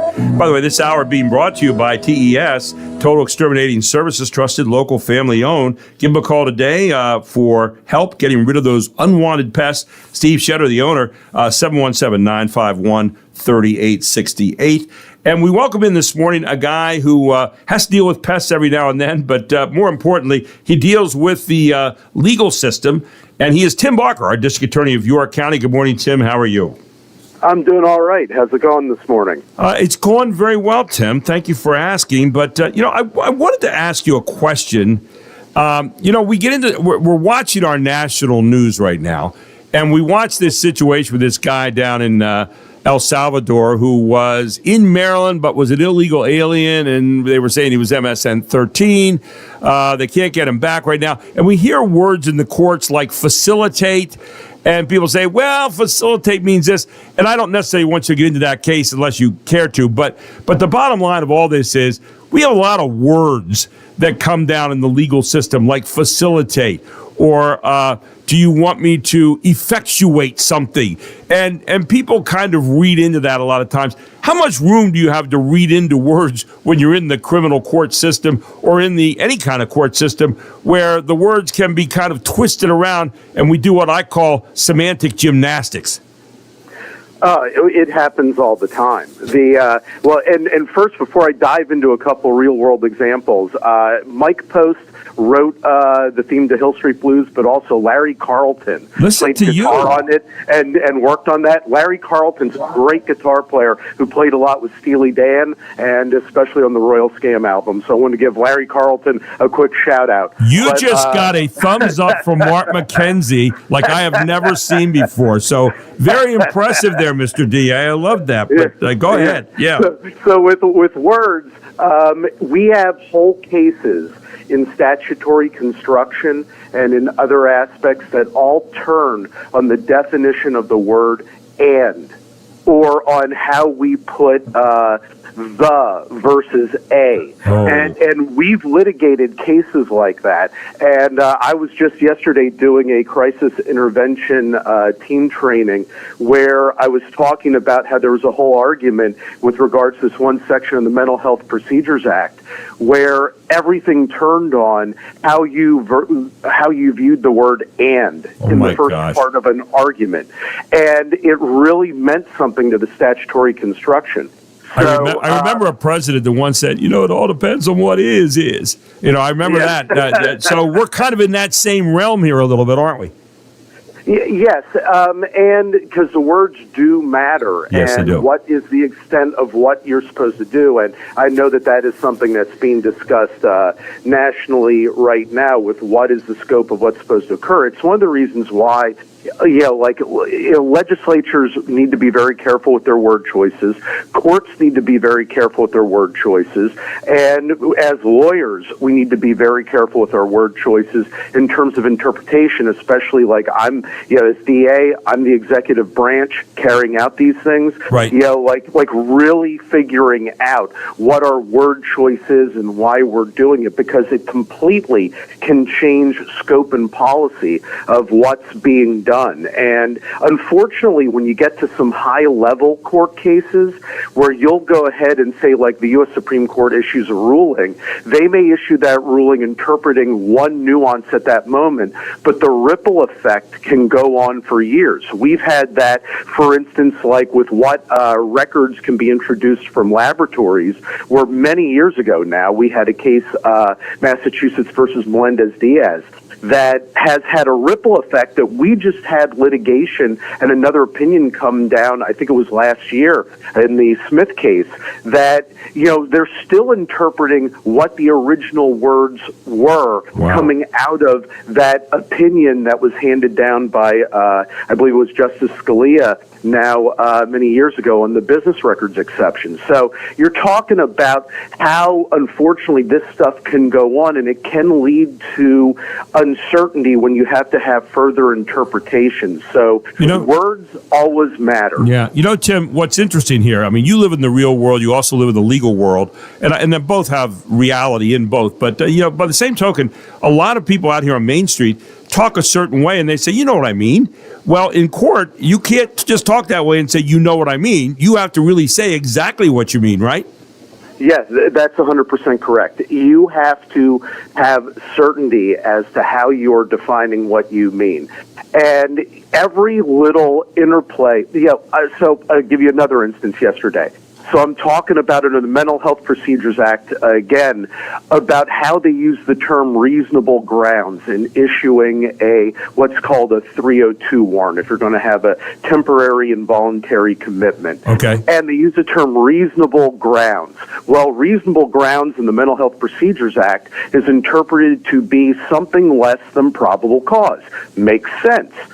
However, in the vehicle code, when we used to have reasonable grounds written into that as a standard for pulling a vehicle over, the Supreme Court determined but they're the exact same two words.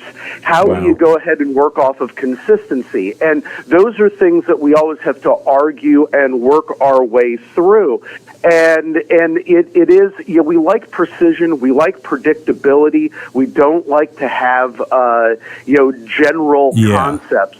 Because, how do you go ahead and work in society, especially in, like a job like mine as DA? Right. How do you do that? What really strikes me here is the discipline you have to have in terms of what you say. I mean, that's fascinating to me.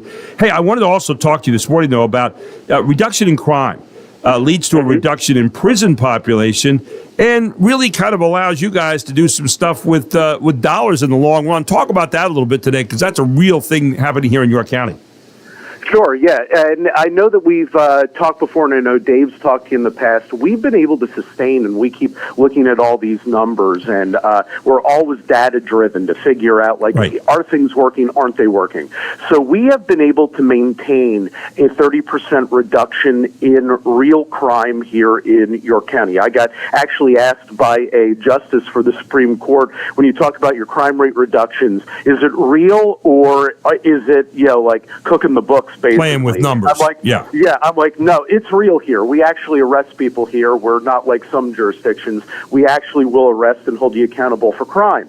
So this 30% reduction based upon, the collaborative approach to accountability and redemption has led to a big decrease in our prison population. We have been averaging where it's roughly around a 45% reduction in our prison population. Okay. So by having that occur, right now, last year when the York County Prison submitted to the state as part of an audit what the daily expenditure is per inmate, that expenditure wound up being around $204.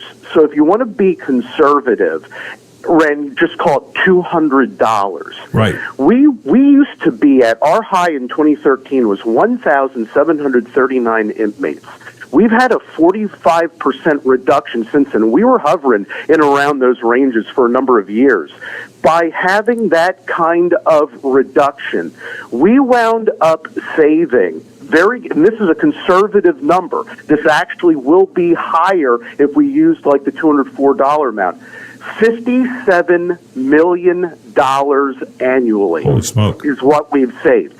So, one of the things that has not been really done well are studies about the impact of decreases in crime on community and what it does for the overall well-being. We've talked to York College about possibly having that be a topic to look at, and I know YCEA has been interested in that as well. We've done things in different compartmentalization.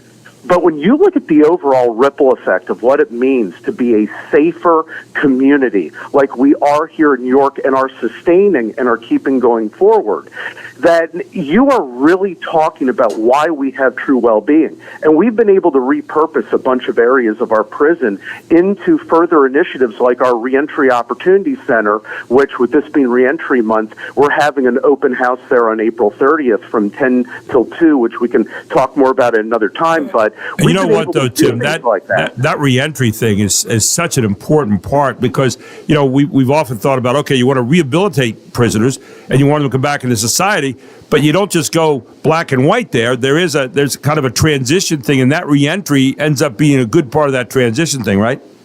Oh, yeah, absolutely. I've been managing co-chair of our reentry coalition since its inception. Okay. And we've been very devoted to reentry. I personally am very devoted to it. And a few of us in York County, Kevin Schreiber, Representative Mike Jones, myself, we are all on Dave Sunday's reentry transition team for the Attorney General's office. We actually just submitted a report to Dave regarding some recommendations.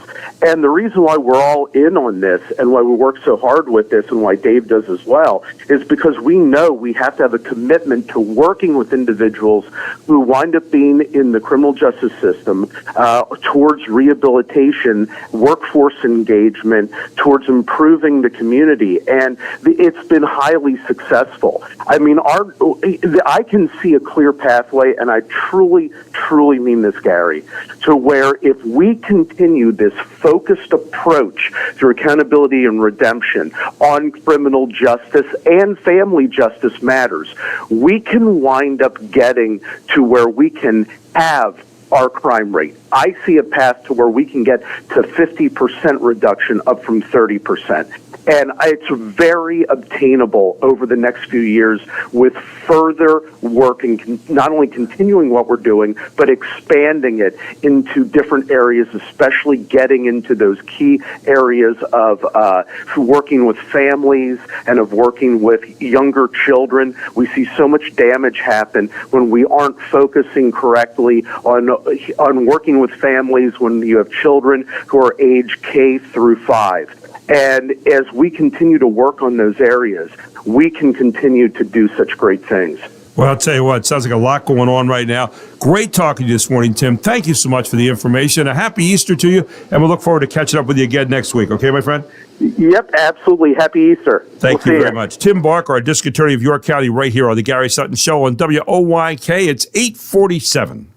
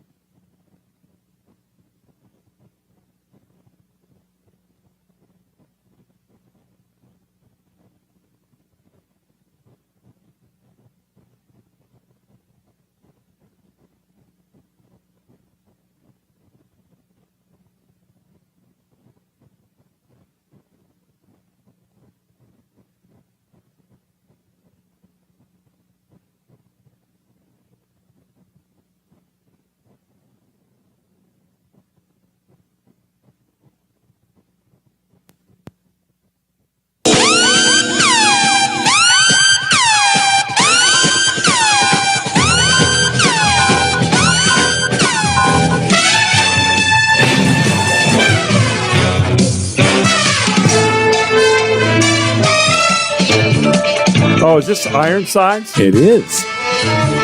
James Burr as a wheelchair. What is he? A DA or something? I think it was a lawyer. I think it was a defense lawyer. Yeah. Yeah. And what was interesting, it began with the graphics in the show open, him getting targeted by a would-be assassin. And that's how he gets confined to the wheelchair, and it gives you the story right out of the gate. Of course, a former Perry Mason guy. But yeah, that I never fit that theme to that show for some reason. I don't know what it was. Yeah, but just very high energy. Though. Oh, absolutely. I like it a lot. I'm not at all complaining, but I just thinking that it's it's a little bit different kind of theme. So today, once again, National Librarian Day. So if you haven't been to a library, maybe go there. Maybe it's time. Maybe say hello. Drop by and read a little bit. Yes. Yeah. National Orchid Day. And it is food holidays. It's National Eggs Benedict Day. Yeah, I love Eggs Benedict. I love the Béarnaise sauce on it. I just it just does. I like Béarnaise sauce. Oh, it does. It does the trick. It really does. In fact, I may have to stop by this morning and get some before I go to this safety collab thing. It's Day of the Mushroom and Day of the Mushroom. Banana Day. Banana Day. Banana Day. Say it fast. Banana Day. Banana Day. Yeah, exactly. And it's also National Stress Awareness Day. And I thought, you know what I would do? I would help you out and using the Microsoft Copilot, find ways to reduce stress.